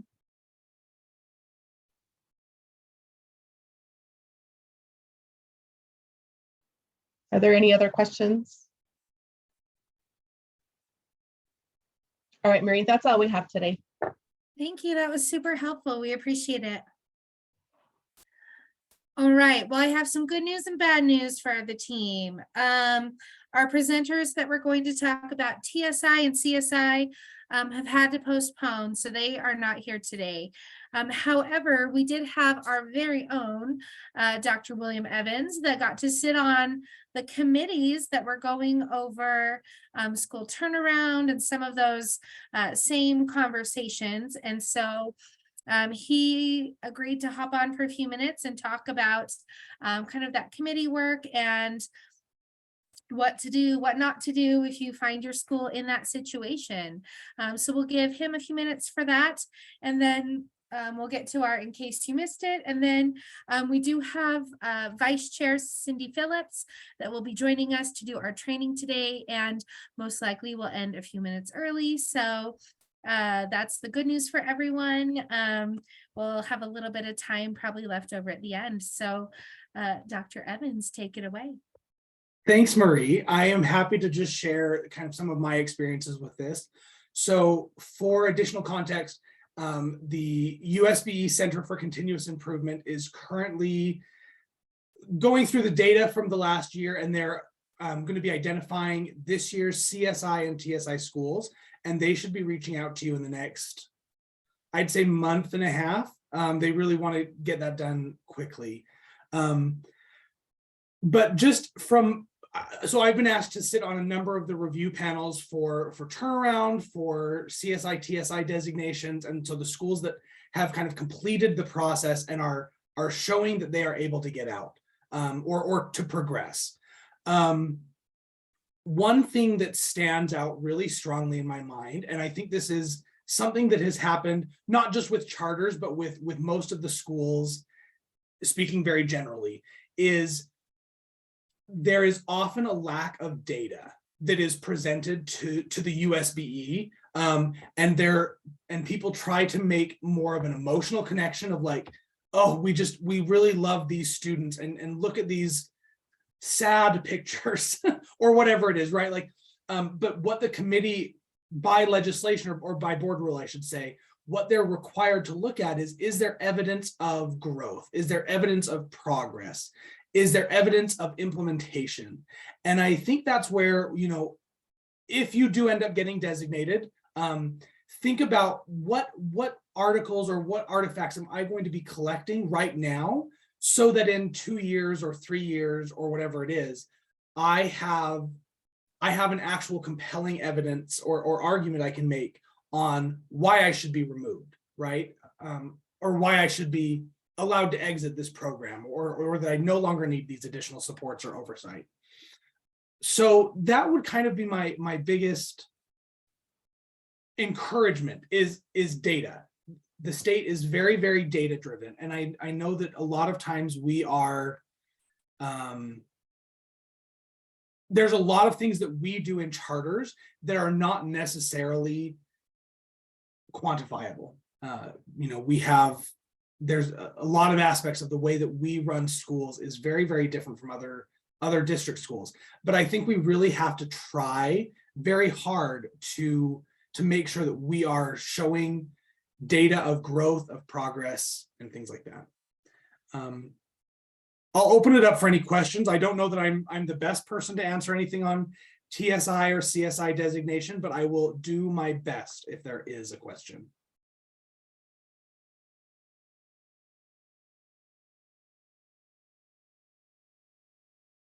If not, continue the good work, and I will turn it back to Marie. Again with the dazzling, right? Perfect. Well, thank you so much.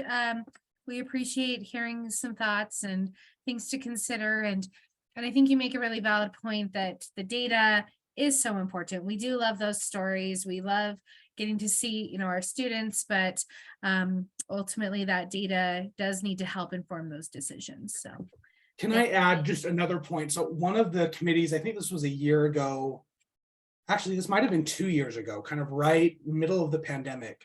You know, one school was presenting and they came back and they like, the committee told them, they said, you know what, had you presented this, like you have this data, had you presented this 6 months ago, we wouldn't be here still. Like it was just the fact that the school hadn't actually shown the data that they'd been collecting. And I think that really goes to show like the state isn't trying to penalize anybody or hold them down. Like they need to have a valid reason or a justifiable reason to end those supports or to end those designations. And so I think that's kind of what has driven a lot of my thoughts about the process, is just what can we actually show? awesome. And I think on the flip side too, also the data to support Let's Celebrate, right? And just making sure that we do have that data on all sides. So awesome. Well, thank you, William.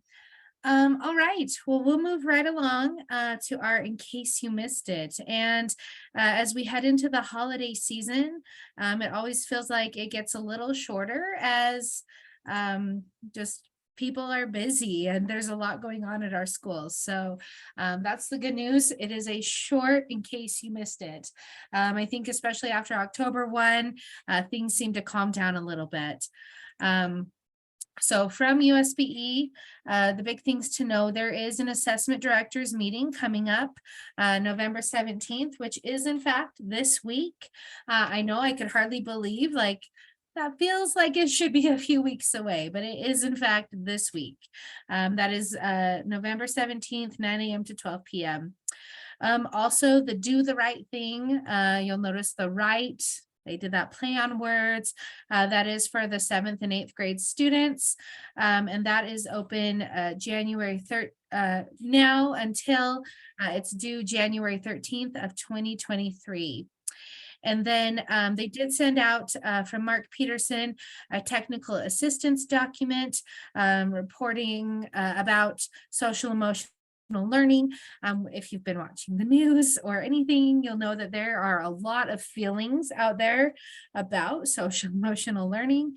So if you need some help and support about what that looks like at your school or how to talk to your teachers or your parents, this document could be a great resource for you. The document is just available anytime, anywhere. But if you have some specific questions about it, Tanya Albornoz is who you would want to contact about that. I did put her number and her email there for you on that. The last two things from USBE, they are continuing to offer the MAT de-escalation trainings. Those are those behavior support trainings for students. And so if you have staff or yourself or your administrative team that needs training on that, they have dates between now and until June. They have offered, opened up many more trainings based on the needs that they were hearing from the field. And so trying to really be responsive to what you have asked for.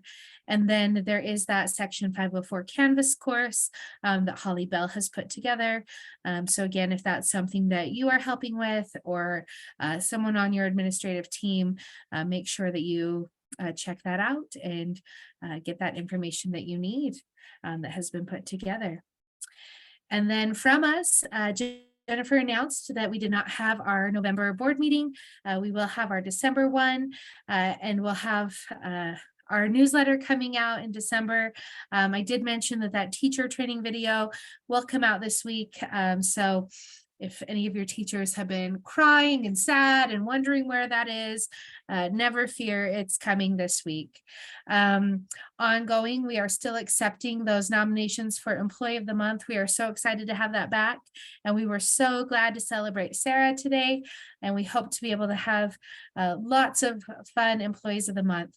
Remember, it can be a teacher, but it can also be an office worker, it could be someone from your lunchroom. It could be, we all know our janitorial staff does amazing things. It could be another director. It could be, anyone that you see that's working hard and doing great things. So please nominate. We're happy to celebrate the great things going on in the field. Additionally, ongoing pictures, send us your pictures. We love to see what's happening and share on social media, tag us on social media. If you've been following along recently, we've been putting up lots of student art from the art that we received for our art competition. I feel like I've said art a lot of times there, but we were doing a contest for our annual report that's coming out, and we'll be announcing the winner. I believe that's next month, William, right? Marie, yeah. So the Yes. winner will get placed on the cover. We are finding other ways to showcase some of the other pieces as well, but that person is going to be kept anonymous until the report is issued in December. So fun. But I want to compliment each of the schools. So we had over 350 Over 350, yeah. Individual student artwork submitted, and there are beautiful artists at your schools, and there are great, some of the emails I got from parents that were just like, this is my kid's art. They're not really, it was kind of like placating. They're like, don't worry, it's not great, but they just wanted to submit it. I was like, no, this is good. So we have really great artists out there, and it's been fun. Some is sculpture, some is pencil, some is paint, some is food art. Like you name it, we have so many different kinds. So check it out. If you haven't gotten to see any of that, we've only gotten through a small handful on our social media. Hopefully you saw some in our last newsletter. We'll continue to do that. But we also want to see those pictures of students and teachers and great things that are happening. We did have a groundbreaking ceremony this weekend. So that's on our social media too. So we love to see the great things that are happening. Keep us in the loop. Our next directors meeting is slated for Monday, December 12th, but I will be sending out a survey about that. So watch for that in your email. If you want some teasers, some things to think about, or if you would like that to be on Zoom or in person, if you would like that to be some professional learning or some games, or if you would like to just cancel December. So think through what would you like, and you will get to have your voice heard and share your opinion with us. So that will be really great. I'm going to stop sharing now, and we'll see if Board Member Phillips has been able to join us, Vice Chair Phillips. All right, she is not here quite yet, but she will be ready to start in just a minute. So we'll give everyone a quick break if you need to stretch or refill your drinks, and we'll plan to start about 10 after 2. And she is going to be doing a training about, let me pull that up real fast. It was a very interesting topic that I know we were very excited about from our director standpoint. It was from our requested, let's see. Marie, it's about authentic leadership. Thank you. Authentic leadership and why it's important. Thank you. Sometimes we have so many screens open, so. All right, well, we'll start at about 10 after 2. And we're excited to get into authentic leadership. If you have some questions or some situations, I know that Vice Chair Phillips was hoping to go into some situations and some questions about authentic leadership and how she can support you, and just thinking through, those challenging times that we have as leaders. And so, let's do some case studies. Let's talk through it together. And she'll be on at about 10 after. So we will see you back here then. Hey, Marie, I got a quick question. Yeah, Steve, what's up? And I apologize. I'm sure you've shared this a million times. The information for that administrator training, the orientation that's happening tomorrow, where can I find that link? Shannon, actually. Shannon Greer, are you still on? I am. Awesome. Do you have that link for the ACES training tomorrow? Would you like me to put it in the chat? That would be great. Thank you. Yes. Give me a few seconds to pull that up and get it in, and I will include that. Thanks, Shannon. Yes, you're welcome. Wonderful question, Steve. Thank you, Marie. So no problem there.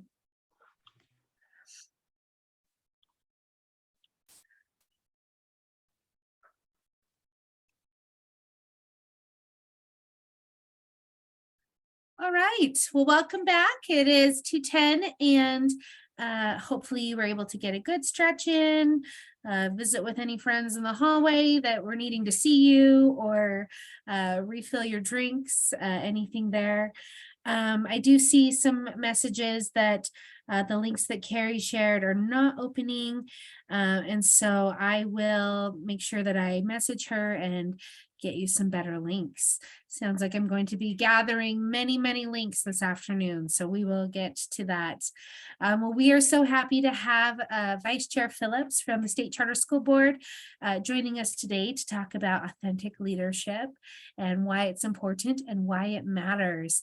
And she was kind enough to join on a little bit early with our TSI and our CSI presentation, needing to reschedule today. And so thank you for joining us early, and we are so excited to learn from you and to network together. And so we will turn the time over to you, Vice Chair Phillips.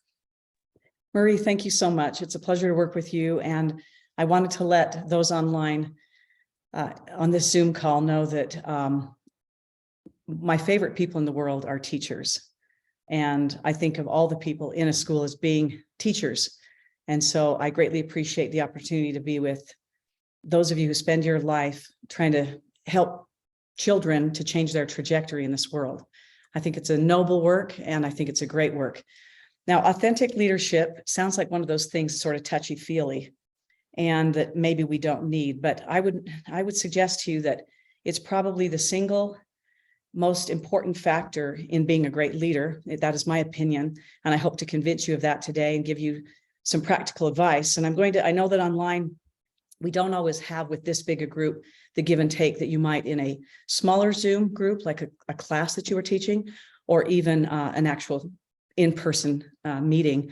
But I hope to have some time at the end to talk about very specific scenarios that you have encountered that might have stretched your present ability to be authentic in the way that you would like to be, and that we could discuss those with specifics. I've also embedded in my presentation some practicum for being an authentic leader. And like a good teacher, I'll not only tell you what it is, but I'll tell you what it isn't as well, and why it's important to learn it.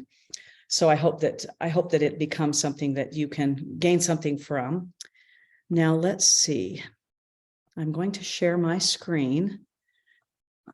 And there we go. Found it. Okay. If I could. So Marie, would you just confirm with a verbal yes that you can see that? Because I can't actually see your face right now. Or would someone confirm? Maybe William? Yep, I can see it, Cindy. Thank you so much. I appreciate that. We'll start with not only how you can become an authentic leader, but why it's important. Let me just move my face to somewhere else. There we go. And maybe I'll just make that really tiny. There we go. What is authenticity? Authenticity is basically acting in accordance with what you believe. And it also comes from finding and feeling comfortable with your own style as a leader, and then making decisions in the workplace and in your life, if we're looking at just authenticity in the larger sense of it, that reflect your values, your ethics, and your personality. So one of the main things that you should take from this is don't try to be a different personality, a different person from the person you are, but make sure that you decide who you are. Make sure that it's not just kind of a whim of each circumstance, so that when people think of you as a leader, they say, she's this, this, this, and this. He's this, this, this, and this. They're this, this, this, and this. And that's the way they act. Oops, there we go. And one of the books that I have a bibliography at the end. I think Marie is going to send this out as a PDF after the presentation, but I want you to know that one of the great books that is out there is, of course, Dare to Lead by Brené Brown. But some of the other ones that I really leaned on heavily in considering and conceptualizing this presentation is a book I love called Leadership and Self-Deception. And often, if we are not authentic leaders, it's because we are deceiving ourselves. And we'll talk about that a little bit later. But she has this wonderful quote: "We desperately need leaders who are committed to courageous, wholehearted leadership and who are self-aware enough to lead from their hearts rather than unevolved leaders who lead from hurt and fear." Now think about those two, polarities, really. People who lead from their heart, the passion, the vision, and people who are leading from blaming, shaming, a sense of we're not accomplishing what we need to. Whose fault is that? Kind of an attitude. And why is authentic leadership important?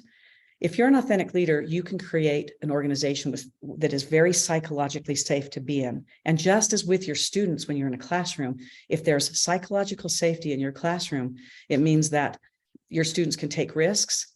They can pick themselves back up after failure and then succeed. They can feel like they can bring their whole identity into your classroom. You're doing that for your colleagues and for your employees in your workplace. And essentially as well, you have to make sure that that you understand that if you're not authentic, you basically create a culture of distrust. People don't know exactly how to act to be accepted or to be evaluated well. There's a lot of gossip. There's backstabbing. There's people won't come to you personally and express worries, concerns, and people undermine each other's efforts in a situation like that, in a culture like that. Other benefits to your organization, besides developing this wonderful, trusting, risk-taking place, is the inclusion that an authentic leader can create. Also a culture of respect, where you yourself feel successful because your colleagues are successful, and they know that. And also, you do not expend all kinds of wasted energy on putting out fires, because you are essentially creating the organization and system authentically that all are held accountable, including yourself. So some obstacles first to authentic leadership. And I want you to think Cindy. about, yes, please go ahead. Sorry, I just want to, you're still on this first slide. I just didn't know if you were progressing. Oh, through I the was slides. progressing, William. I don't understand why that's not happening. My screen is showing it. Let me unshare. Cynthia, you're still Where- on presentation. Yeah, you need to get on presentation mode. Okay, so I'm so sorry about that. No, you're okay. I Let just me, knew there were slides. that so you were talking I'm about. actually in presentation mode. That's why I'm worried. I'm getting out of presentation mode for a second then. And when I'm sharing my screen on Zoom, let me get back. I apologize for that. So Cindy, it's probably picking up a different screen for the presentation mode. So you may need to change which screen is showing the presentation. I see. Let me go ahead and, all right. When I'm on Zoom here with you and I share my screen, I have a PowerPoint Microsoft PowerPoint that I actually select and then I share. Can you see right now that screen that it's on? Can you see that I have not started this? Can you see the screen that just shows the Yes. slides? Yeah, Okay. it's the first slide. So I wouldn't do present mode. That's where we lose it because you're already sharing. No, so just go ahead and do the present. Play from the start, in other words. The slideshow. Yeah, try that. Now, when I move this slideshow, do you see it? Yeah, you're not on the present, so maybe. No, yeah, you're stop presenting and just share this slide. You are just sharing PowerPoint, and that's what we're seeing is your window with your ribbon at the top and your toolbar. Okay, and when I play from the start, it doesn't automatically share with you? No, you have to select a different screen to share that. Okay. When I actually put it on play from the start, I don't have an option to share my screen in Zoom. So yeah, I would just go ahead and go yeah, ahead. I would just use this window right there. Yeah, I think that's what I'll do if that's all right with you all. Yeah. And I'm going to go ahead and come to here. So the obstacles to authentic leadership, essentially, and these are from Dare to Lead by Brene Brown, this first little part. So if you find yourself doing this, it's because you are not being as authentic as you need to be as a leader. If you avoid tough conversations, if you don't give honest, productive feedback, if you're not clear in your communication, if you are failing to address your own and others' fears and feelings, or if you're failing to connect with your colleagues, those are all signs that your authenticity meter is down. These are some other things that you need to completely avoid. We fail to empathize with our colleagues. We don't take smart risks or encourage and share bold ideas, even if we think our colleagues might go, oh no, not one more idea. We get stuck and defined by setbacks, disappointments, and failures. These are the very things we don't want our colleagues to do, but yet we're doing that as a leader. We focus on shame and blame instead of accountability and learning. So when something goes wrong, if you're saying, you know, if I just had teachers who were more committed, this would be going so much better. That is the moment when you're not being authentic. And we'll talk about how you can flip that in a bit. We care about appearances more than reality. We need to care about what's actually happening for ourselves and others, not just how it's all slicked up with a little, shine. Avoid these like the plague as well. We rush to solutions when we're not authentic without staying with the problem and collaborating for real solutions. We fail to articulate our organizational values. We think, oh, people know that, it's on the website. No, this has to be before their eyes at all times, before your eyes. We fail to assess our organizational values on actual behaviors that can be taught, measured, and evaluated. And we don't actively cultivate a growth mindset in ourselves and others. So I don't know why that has to be there. There we go. That's better. A little bit. So what guides authentic leaders and what qualities define your leadership? Think about that. What do you make decisions based on? Qualities that define authentic leaders include self-awareness, and that really means understanding yourself, your relationship to your employees, to the organization, to the vision, genuineness, modesty, and humility, sharing the glory of success with your team members, and also sharing the failures. Empathy and ethics, making necessary decisions with integrity, supporting your team, remaining committed to doing what's right. And then, of course, focus on results. There has to be accountability. You have to be accountable, and your employees, colleagues have to be accountable. Creating a future beyond your present reality and energizing your employees to see the vision as clearly as you do. Now, a note on self-awareness. Okay, there are two types of self-awareness, and these can be kind of painful. One is internal and one is external. The internal is you understanding yourself, your values, why you act the way you do, changing that behavior if it's not what you want it to be, and then understanding how others view you. I'm sure many of you have experienced being evaluated as a leader, being evaluated as a teacher. There's really nothing more painful and helpful in the world than finding out how you are viewed by others. Just a quick little experience I had as a young leader. I was at the time a middle school dean at a private school. I had heard one of my colleagues that was especially good at putting together the calendar, helping us all coordinate, say how she felt like she was always the last person to know what was going on. And after a big section of, big morning of calendaring, we had a break from this meeting. And I rushed into her office because some things had been changed. And I thought, she's not going to be the last one to know now. And her door was open. She wasn't on the phone. No one was with her. And I rushed in and I told her these several things so that I felt like I was being a good colleague and a good leader.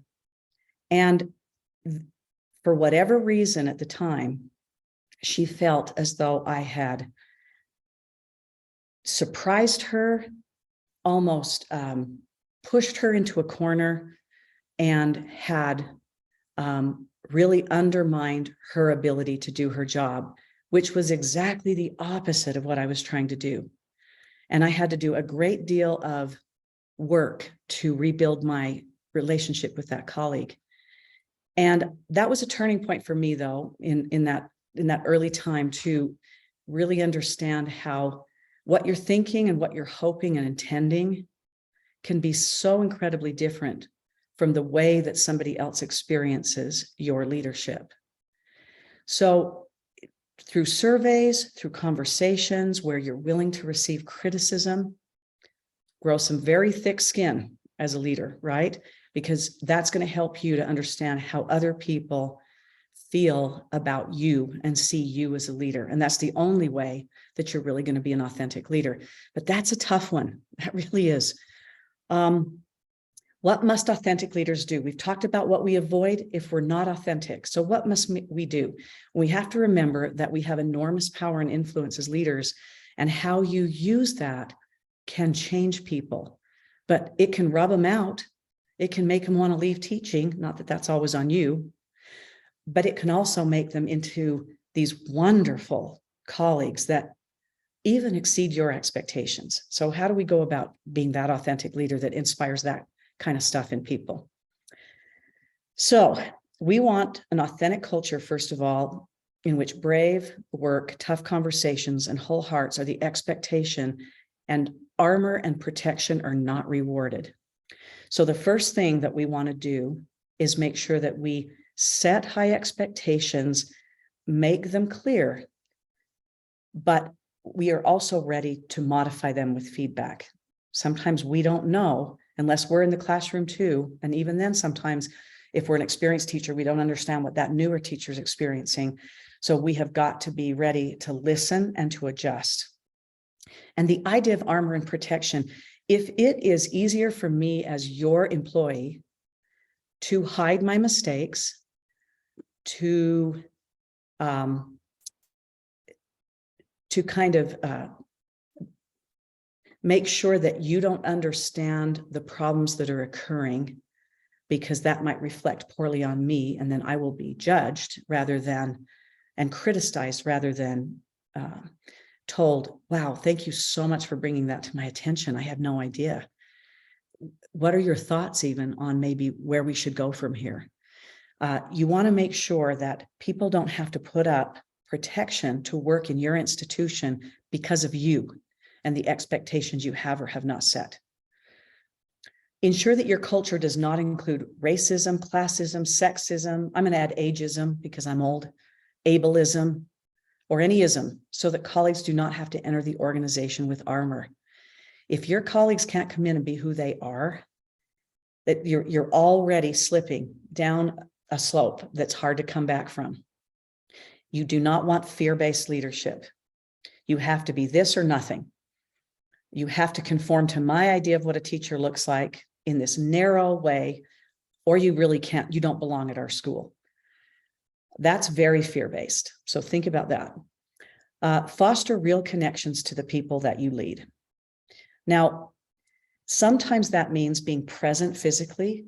Sometimes it means responding in a way to someone who's very needful of a certain response, and then having other colleagues see that and feel so safe because of it. I remember I had a colleague who said to me one time, in a very difficult situation in a school where I worked, with a board that was really struggling to know its limits and its role, and administration kind of teasing that out with them.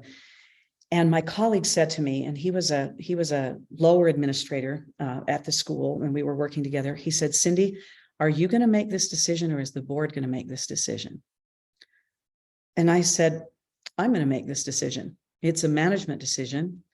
And if I can't make it, the board will have to fire me." And you might think, well, that'd scare you, but it actually gave him such a sense of relief to know that his leader would go to bat to protect the administrative team from random requests by the board that they were having a very difficult time fulfilling. So sometimes, and that trickled down. It really did. Other people felt very comfortable knowing that there was some protection from a board going rogue. So sometimes it's something you do with one colleague that affects how all colleagues feel about the institution. Other times you're in someone's classroom and have an opportunity to connect with them. Other times it's the way you treat them in a crisis, a personal crisis, a family crisis, and how that connects with their responsibilities at work. And others in your organization see that and realize that you care about the group, the school, the individuals, the culture, the group. And I wanted to point out that if you're not a person who's connecting with a certain teacher, para group in your school, that's okay. Assign another leader to someone that you can't fully serve. You don't exonerate yourself as a leader, but you give them somebody else that can connect with them better. You can even make that explicit to them. You can even say, we've kind of had a hard time communicating, and I realize that. I'm going to work on that. I hope you will join me in that. But in the meantime, I feel like you connect so well with so-and-so, and I'm going to have her do your evaluations and support you in this way. How do you feel about that? So remember that that's authentic too, is recognizing your limitations and where somebody else with strengths that you don't have with individuals or groups can step in for you. And that is not failure, that is success. make explicit to your colleagues your intention of creating a safe space. That means you're honest about the struggles of the organization, but you stay calm, because ultimately it's your job to lead the group out of that struggle. And they want to make sure that you're clear-minded. They want to feel good about the fact that you are going to work for a way forward, even if you don't have the answer immediately. Give individuals the opportunity to ask questions, get real answers, hold themselves accountable for asking what they need and participating in solutions. One of the great things you can do as an authentic leader when people come to you with worries is say, what do you need to do this well? Is the expectation, do we still agree on the expectation? All right, then. If we do, what is it that you need to accomplish this? And hold them responsible. You find a lot of times they've really thought a lot about the problem and how you're not doing enough. But if you can engage them in being authentic as well, show that little bit of vulnerability yourself by saying, hey, I'd be interested in your recommendation here. I don't have all the answers. What do you need to be successful? You'll find that being held accountable as a colleague, as an employee, not only invests you further in it, but demonstrates that your leader is tapping into your experience and having confidence in your experience, your education and experience, your good intention, your investment. And then it also holds them accountable for coming up with solutions. We must apologize and back our apologies up with behavior changes. It's easy to say you're sorry. It's much harder to change what you do that required that apology in the first place. And you need to expect others to do that. One of the things that we did in an institution that I was recently affiliated with was in trying to invest our colleagues and build capacity. We wrote a grant. We allowed them to become mini experts in certain areas. For 3 years, that's a long time if you think about it in education. For 3 years, we divided our entire staff, even paraprofessionals, everyone, into 3 administrative groups. And their job was to identify problems at the school and solutions and task themselves with administrative support, but nevertheless task themselves with doing those solutions. Administrators were primarily there in each group to bring back issues that had maybe fiscal considerations where we needed to support that with funds. And also, if there were things that they loved about the school but felt could be improved, they were to identify those and task themselves, identify them, identify solutions, and then task themselves. After 3 years of that, we had built enough capacity and understanding and leadership to actually distribute leadership among committees who were self-selected with a leader that got a stipend, a committee chair, and who, except for kind of a pro forma ratification by the administration, were running the school in some very essential ways. Now, that I felt was very authentic. It held us accountable as leaders to a process that we had set up. It held all of the staff members accountable for improving the school. So that doesn't always translate to everyone's school, but think about ways that you can allow that magnitude of experience and education in your schools. We did the math one time in a faculty meeting, and there were hundreds, I would say, we had a staff of about 45 teachers, I think. Hundreds, perhaps even over 1,000 years of education experience in that room and in our school that we need to tap into, and that's authentic as well. Have the courage to serve other people and just not ourselves. So you need to invest a reasonable amount of time attending to fears and feelings. That was something I had to learn. I tend to want to get things done, get after it. We only have so much time in the day. I already stay up really late. I already work really hard.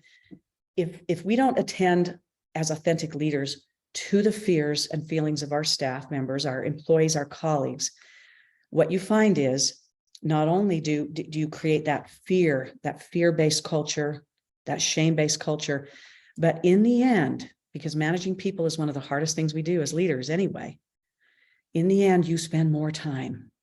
That investment up front in attending to fears and feelings, you're going to get back tenfold in time on the other side if you do that up front well. Work to ensure that no one in your institution feels irrelevant and that all are invested. And move from shame to empathy in all interactions and ensure that others are given permission to do so as well. So, you know, as a really good teacher, what you do when your student has a terrible problem and a failure, you kind of figure out what led to this, but mostly you're forward thinking. You set up plans, you set up supports, you set up ways for successes to follow this failure and for learning to accompany this failure. This is what you need to do with your colleagues. Pass on the authenticity. Your success as a leader will not be judged by what you become, but by what leadership you produce in others. So in other words, what others become, just like your teaching. As important as it is that you become an authentic leader, it counts for nothing if you do not then pass this on and ensure that all those you work with have a similar authentic mindset, and especially those who choose to follow you, I want to say with authenticity, if I could add that. Now, there is a special relationship between authenticity and trust. Leadership success starts with authenticity, doing our jobs without compromising our values and personality. People do trust us when we're true to ourselves. They know what to expect from us, even if it's quirkiness a little bit, even if it's something, they just trust the kind of response they'll get from us.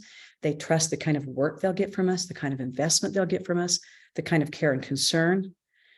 And that's what makes it possible to get things done in your institution. Leaders who are clear about the importance of building trust are better able to be authentic without being inappropriate.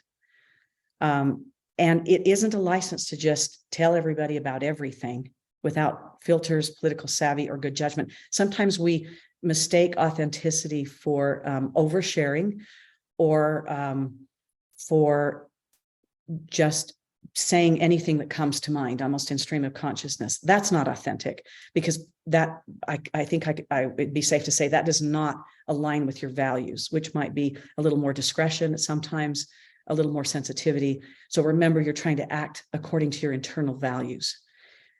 Now, this is one of my favorite stories. I ran across it in 2013 when it was written.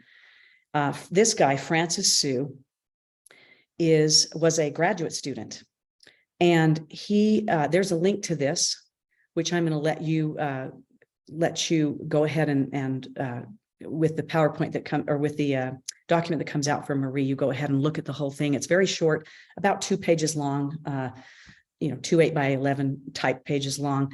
But this guy, Francis Sue, was a graduate student in mathematics, and he's now just a sort of world-renowned mathematics teacher, I think at the collegiate level. Keep in mind that he was an adult when this happened.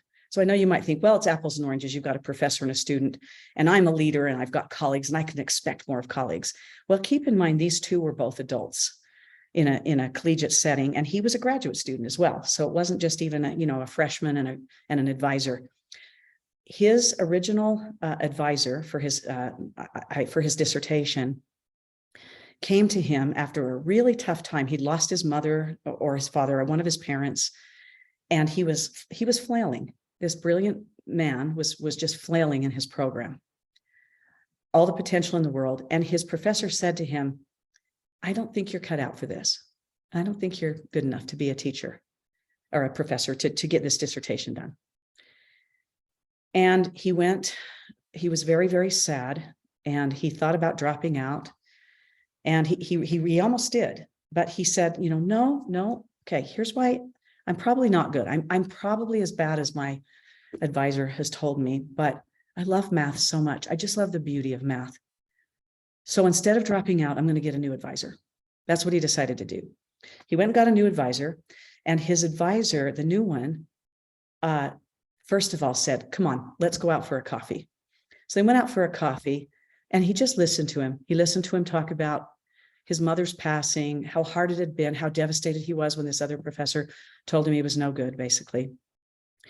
And in choosing this other advisor, he had to completely change his entire research focus. So it was an enormous. Here you have a student who's been told he's not good enough, and now he's going into kind of another aspect of the field.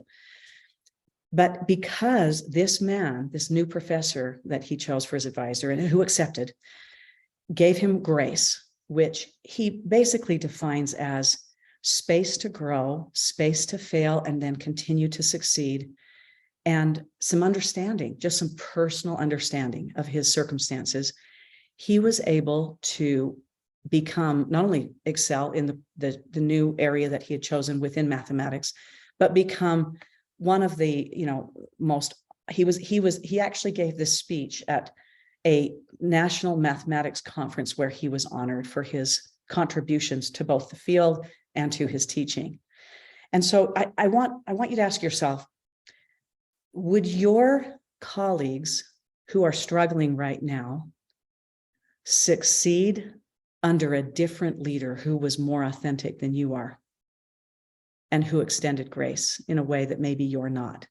And that is not to say that every colleague can be successful in a school setting. Have you considered taking that person who has dedicated their time? They have chosen your school to serve in. They have said, this is the place I want to be right now. That's a huge thing to say.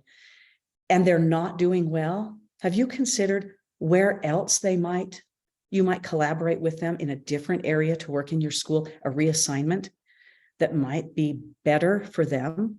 That's an extension of grace.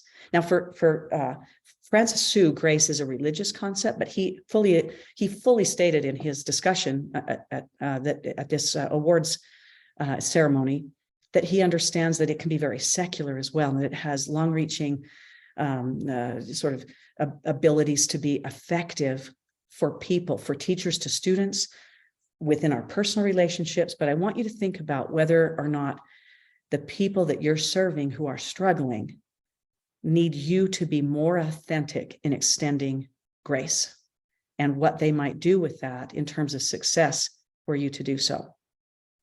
So here's some practicum that I've learned that I just want to throw at you. Don't make assumptions. Worst thing you can do is make assumptions about your students or your colleagues. Ask some questions. And I give this example, which is from a teacher's perspective, but I think it's a good one. I'm going to give you two. I had a student who was significantly struggling one year after he'd been doing quite well. This was years ago. And I was a little bit frustrated with him, and I wasn't a very experienced teacher, but I had the good sense somehow deep within to bring him aside and say, Mark, you've done so well in this class, and I've noticed you've been struggling lately. And I had the good sense, just completely inexperienced in some ways, but I said to him, is there something I can do to help you get back on track? So again, not the blaming culture, but just the accountability for myself culture, which was more authentic. And the tears flowed, and he said, Mrs. Phillips, my parents have just announced to our family they're getting a divorce, and I can't even think, I can't get anything done. I don't even know what to do with myself. I just go home and stare every night. Well, that was the most helpful thing I could have ever, I didn't think you're lazy, you're this, you're that, you're too involved in this, you need to focus on you. When I asked that question, I got a very helpful answer. It allowed me to extend grace, and it allowed me to get him help beyond just my class, which was very helpful to him. Another time, I had some colleagues come to me and say, we have a colleague who is not reporting honestly on her hours. And she's doing this and this and this and this. And I said, well, hold on. Have we talked to her? I mean, let's find out what's going on. Well, it might look this way, but let's not make assumptions. Well, we don't want to talk to her. We're very angry. I said, well, let me talk with her. And that was coming from more the sort of HR business. So not from my admin team, who did not make assumptions, but I went to her and I said, hey, we've noticed this. Is there something about the way we have you set up? Or have you learned how to use this system? Or talk to me about what's going on here. I learned that in order to clock in and clock out, she had to run from this place to that place. It looked like she was adding minutes, but it was literally the way we had set this person up. We had set her up to fail in this regard. It was our fault as leaders. So the authentic thing to do was to ask her what was happening that was making this hard. We got an honest answer that made all kinds of sense. We revamped the entire system, and we didn't alienate a really, really good colleague who at the time was a paraprofessional and is now a teacher at our school, a licensed teacher. Now think about the difference and switch that, how that could have gone compared to how it has gone, simply because we didn't make assumptions. Don't blame. If you are blaming, you probably should look in the mirror first. If something you tried to implement didn't work out or something, you better look at yourself in the mirror and say, what didn't I do so that what should I have done? Or what did I do that was misguided that caused this to fail? Start with yourself. And when you do that, so will your colleagues. They'll say, what could I have done? Because they're seeing you, they're watching you and how you respond to failure, and then they'll follow suit. More hands-on applications. Don't hesitate to admit what you don't know, but definitely have a plan. That's important. Acknowledge the experience and education of those with whom you work, using it productively and openly. We talked about that a little bit with the example of kind of the administrative teams that we set up within our school. And you know how we always talk about in a class, have your kids collaborate on maybe the 3 most important rules of the class and how everybody is going to be accountable for following those. And one of the things we did at our school, and Steve Williams has given me permission to use this, we developed cultural values with our teams, and then we've attempted to act accordingly. And I'm going to see if I may not be able to share this outside of because it's a link, but let me just say, I may be able to share it just at the very end of the presentation, but let me just say this. It's called a professional culture document. And when you see it, you'll see that in essence, our team decided with very specific short phrases that we wanted to treat our teachers and each other as people first, just like we treat our students as students first, and then as employees and colleagues. People first. And I'll try to get to that link and share it at the end. But that's an important way to be authentic, and that collaboration to decide what the values of your institution are in details as a group of employees and colleagues, and then hold people accountable to that. Express gratitude, approach every situation. Sorry? Yes. 1 second there, just because you mentioned this, and yes, please, Steve. I'm the I'll say I'm the benefactor of this document in my role now. And I'll just say this, having that document in place as something that we in our admin team here at our school refer back to regularly, and especially in those really hard conversations where maybe a reassignment needs to happen or an adjustment in an assignment. It's been so important for us to just remember that and look back at that document and even just reread the language to remind ourselves that as we go into a hard conversation, that is our highest priority as we work with this individual, knowing that they have strengths and weaknesses just like we all do, and our job is to help them find the best place to use those strengths. And that this document has been so helpful, and just recently, as recently as yesterday, in a hard conversation. So thank you. Thank you so much, Steve. And Steve talking, when I hear Steve's voice, I get inspired because he's a colleague of mine. We continue to be colleagues in sort of a consulting way with each other. But I will say that one of the ways that we put this together, if you're thinking about how do you do that, we brainstormed some really specific things in a couple of faculty meetings. And then we put it on a Google document and let everyone comment for a period of time. We brought it back, redid it, sent it out again, let everyone comment. It was a process. And when it was done, it was this thing we all loved because we had done it together. And it makes it easy to hold people accountable and yourself accountable to it if it's this collaborative, loved document and very authentic. No one could say, and we had our vision and mission in mind as we did it as well. And it was certainly helpful to me as well. as a leader at the same school where Steve now leads. Thank you, Steve, for those comments as well. We talked a bit about gratitude already. Just remember that when you express gratitude, even in the hardest conversations, like terminating an employee, that changes everything. And we'll talk a little bit about termination in a minute. One of the things that's very important, I think, for being an authentic leader is to always preserve dignity.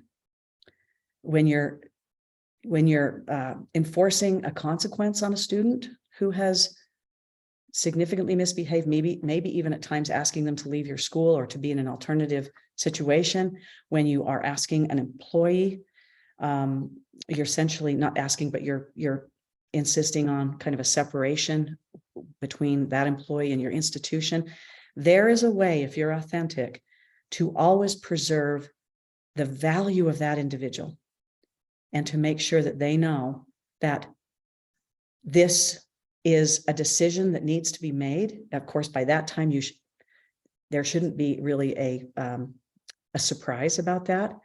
And in many ways, if you followed a good process there, an authentic process that's very well known, and all the steps have been followed, that conversation simply becomes kind of a confirmation of what both individuals understand.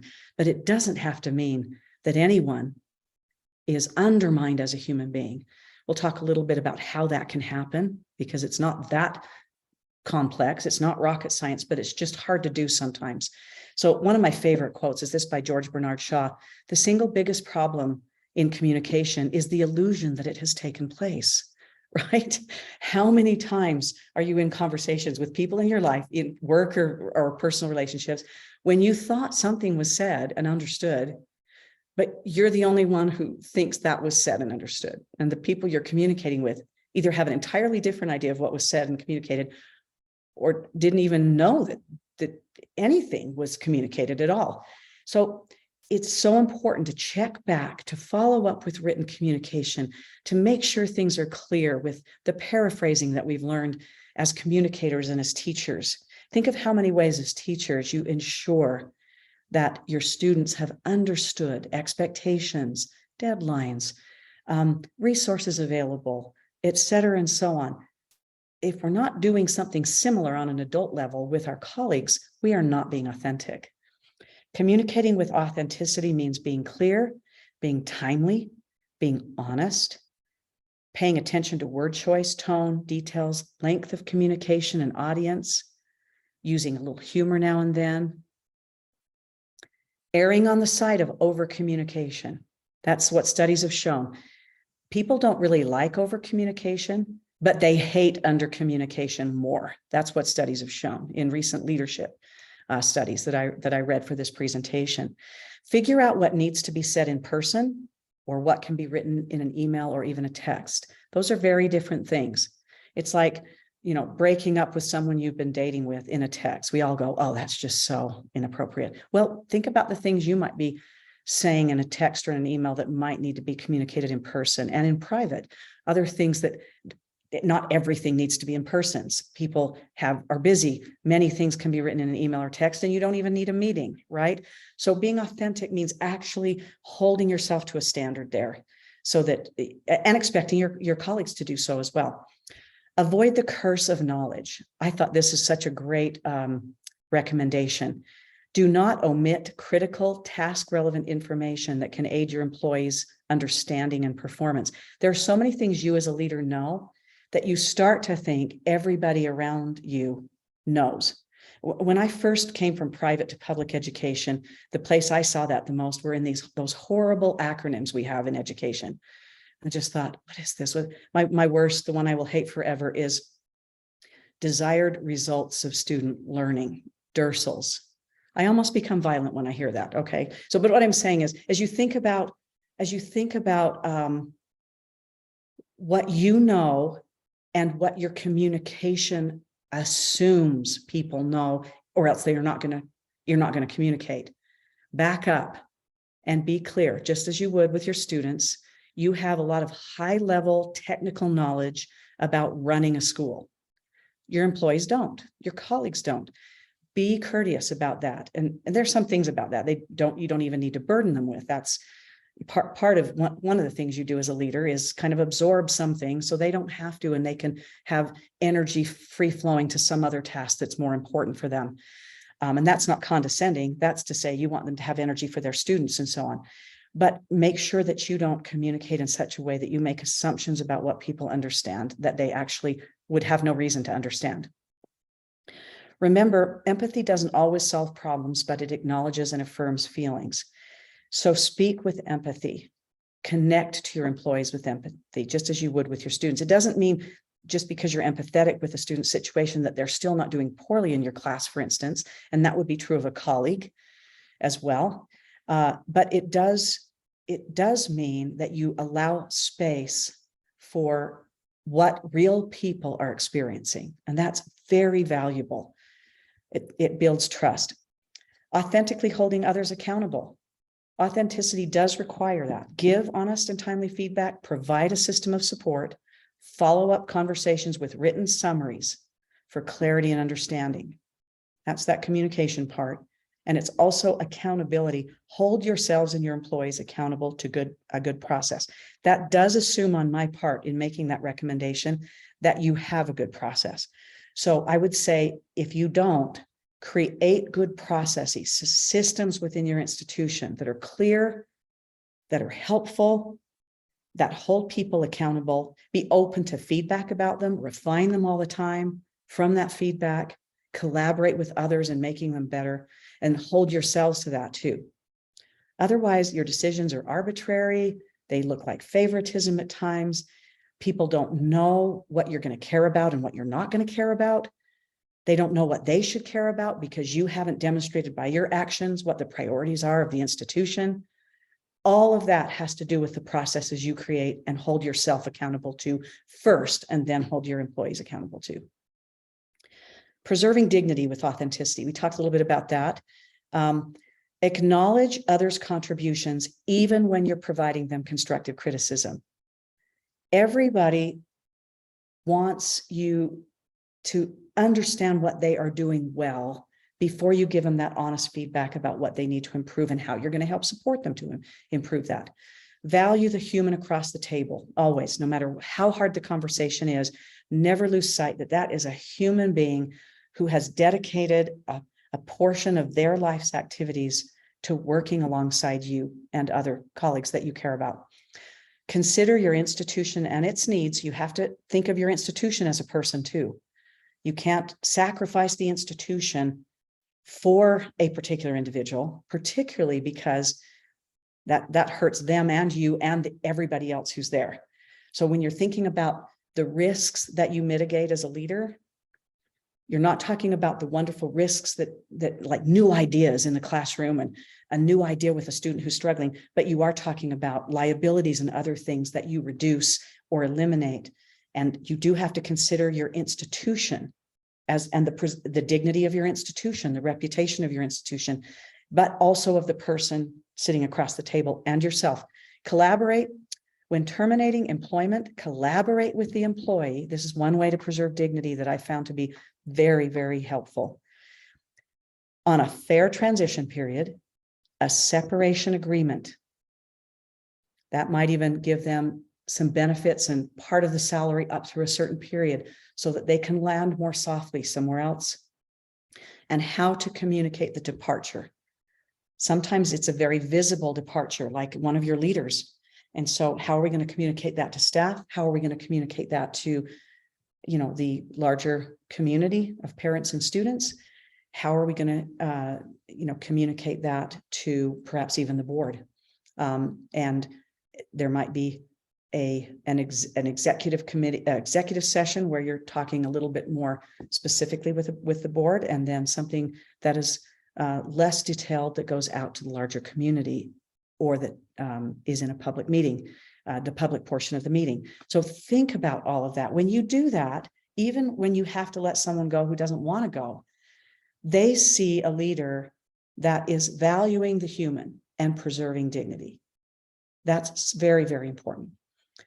Leadership and self-deception. So this book, I don't know if you can see it, I'm holding it up sort of. I don't know if you can see me. It's my favorite book on leadership that I've ever read. And I've read so many, and some are more helpful than others. But what I love about this book, if you have not read it, it will not only help you in your leadership life, it will even help you in your personal life. And basically, look at this little cycle. Self-betrayal. It's an act. First, you act contrary to what you feel you should do for someone else. That's self-betrayal. Then when you betray yourself like that, and you're betraying your internal values, you begin to see the world in a way that justifies your self-betrayal. Well, you know, she didn't deserve, that's exactly what she deserves. She never does anything for anybody else. Really, but it's about you. You didn't do the thing you were supposed to do first. And when I see the world in a self-justifying way, my view of reality becomes distorted. So when I betray myself, I enter the box. And by the way, this book is written almost like an everyman allegory of someone starting into a new business or a new institution. And these people take him in and start telling him stories. And you know how we all love stories. Kids love stories, adults love stories, and teach him about how to be an authentic leader, essentially, by these stories, which he starts turning inward and understanding how long he's been in the box, so to speak. Self-deception is like this. It blinds us to the true causes of problems. And once we're blind, all the solutions we can think of will actually make matters worse. Whether at work or at home, self-deception obscures the truth about ourselves, corrupts our view of others and our circumstances, and inhibits our ability to make wise and helpful decisions. Be authentic by getting out of the box.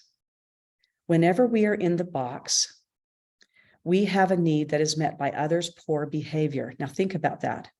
We almost need people to misbehave so we can criticize them and make them afraid so that we can justify our continued action that is against our values. It's the worst possible cycle we could ever get into as leaders. So our boxes encourage more poor behavior in others, even if that behavior makes our lives more difficult. So you can see how important being authentic is and breaking a cycle. And then, of course, works referenced. And if I could, I think what I'll do, if I could find really quickly if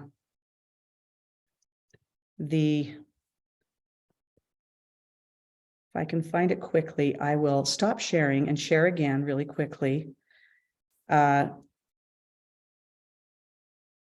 The cultural document that we talked about briefly, that Steve referenced as well. Just going to grab that from our drive here, and professional culture document is what I believe we call it, professional culture at WSD. And again, Steve is okay with me. We have one that parents have to sign too that was collaborated on.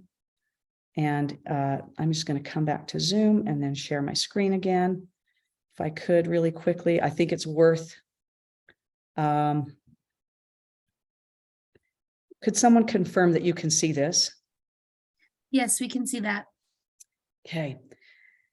WSD recognizes that its people are its most valuable resource, should be treated as such, and should be supported in their professional development so they can teach, collaborate, create, innovate, grow, and contribute at optimum levels.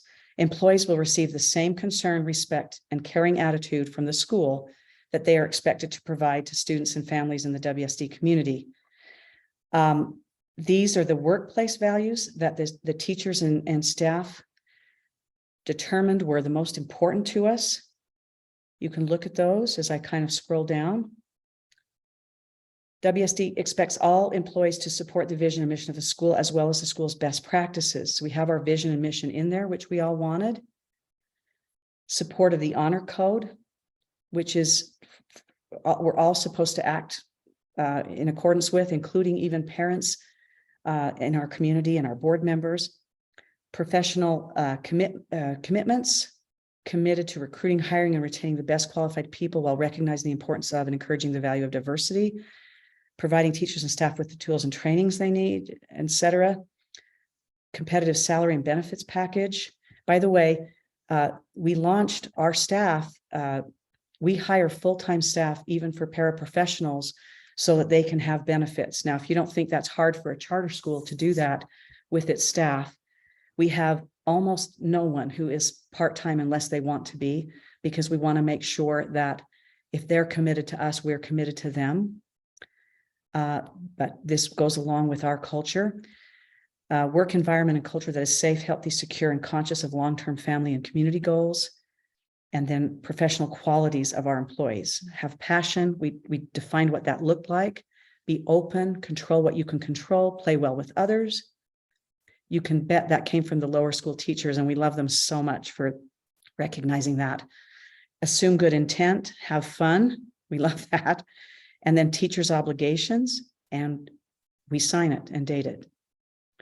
So with that, our time is pretty much up, but if there's anybody who has a question or two about a specific circumstance, no names, please, unless, you know, of anybody who's a current employee. I felt like I could say the name of my student, Mark, from all those years ago, because nobody would know him, and he's probably like 40 now or something.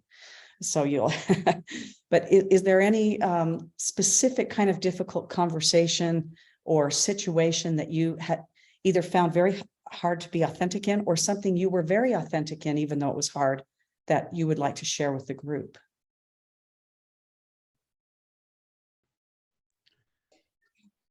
Cindy, I'll toss something in.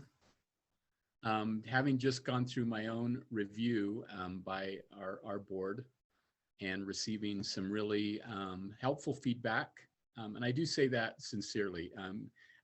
It is hard. I think you mentioned this. It is hard to get feedback on your own work sometimes.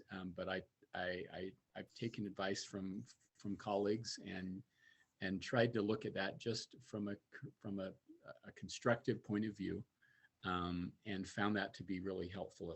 If we can separate to some degree the criticism, much of which I personally agreed with. I actually liked I found even though it kind of hurt just a little bit, I also agreed with it. And so that I felt like was definitely good constructive criticism. They had noticed things about myself that I knew about myself.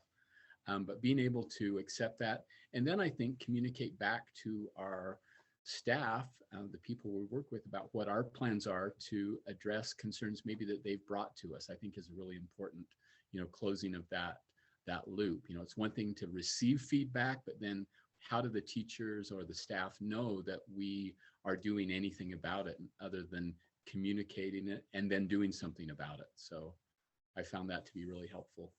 That's such a great comment, Stephen. It kind of goes along with the recommendation that when you apologize, then you change your behavior, even though you don't have anything to apologize for here, but you're saying, I've received this, and you're going to see that I actually care and agree, and I'm using this to become a better leader. So that's amazing.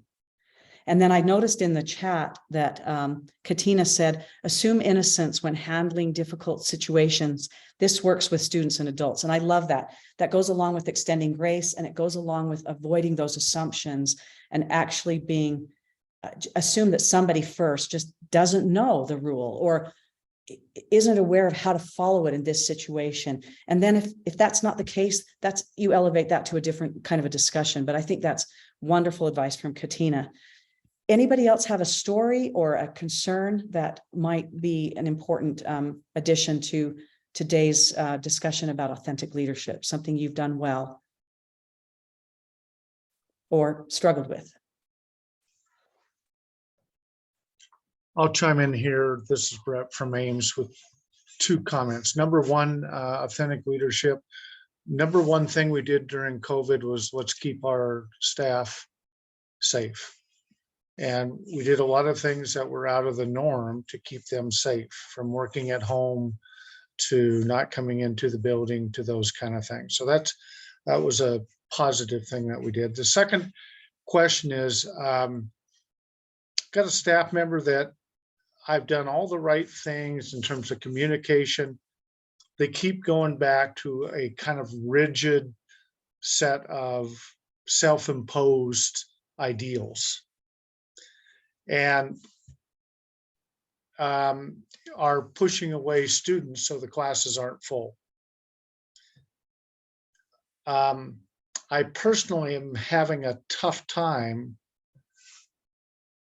with the honoring of that person, given the time invested in talking with it and then nothing changing. So in terms of terminating that person, I'd rather not say anything in terms of their work performance, but continue talking about, here's what I see in the classroom, here's what the students are saying.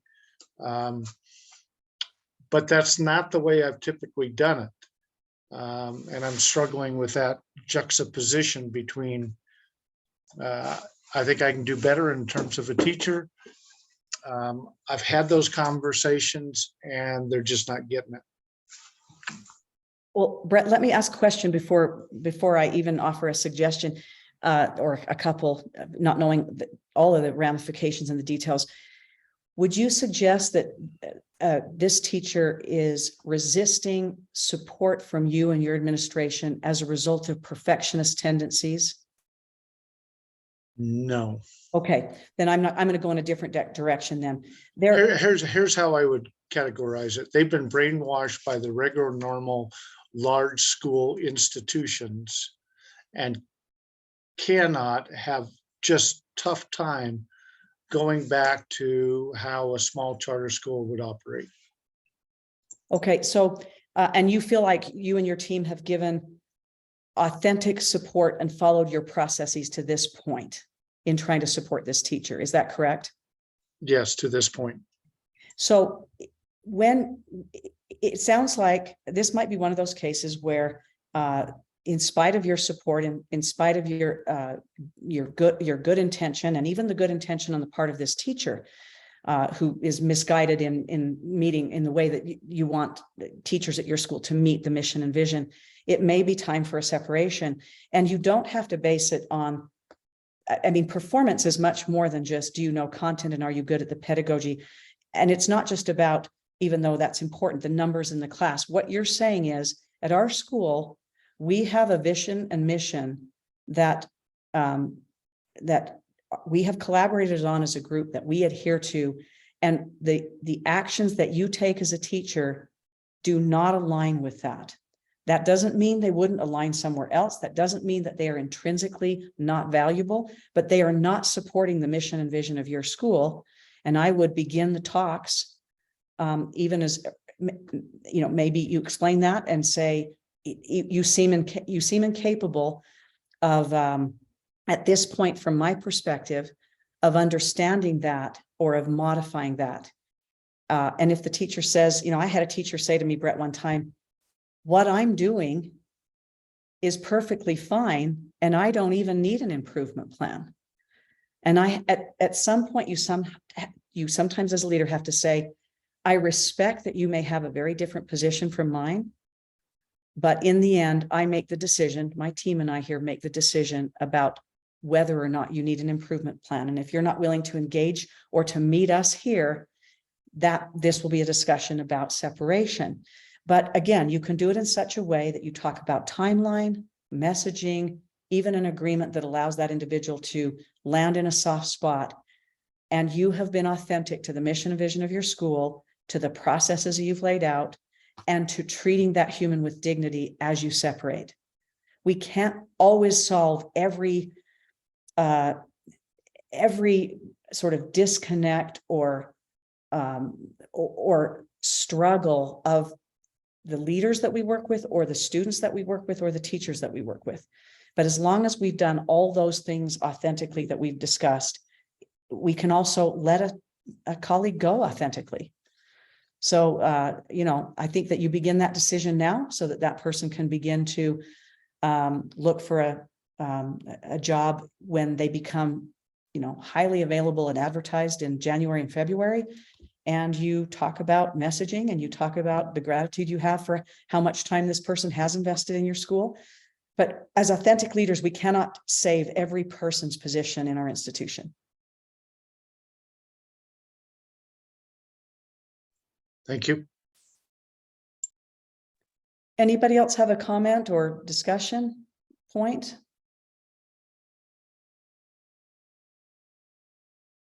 Well, it's been my pleasure to be with you this afternoon, and I hope that maybe you've taken something from this that can help you to become an even better leader than you already are. And again, I thank you for your leadership and your commitment to our wonderful students attending our charter schools in this state. Thank you so much, Vice Chair Phillips. I know it was good to reflect and think back on lots of leadership opportunities and things that went well and things that could have been better. So thank you for that great presentation. All right, well, that brings us to the end of our meeting. We'll stay on for a few minutes if you have any questions or things you want to talk through. And I will hit end on our recording. Marie, I just wanted to mention that Tyler would like a copy of the professional culture document. And I think with Steve's permission, I'll include that in the PDF of the PowerPoint that I sent to you, if that's all right. I just Perfect. sent that to Tyler, Cindy. Thank you. Okay, we'll watch for that.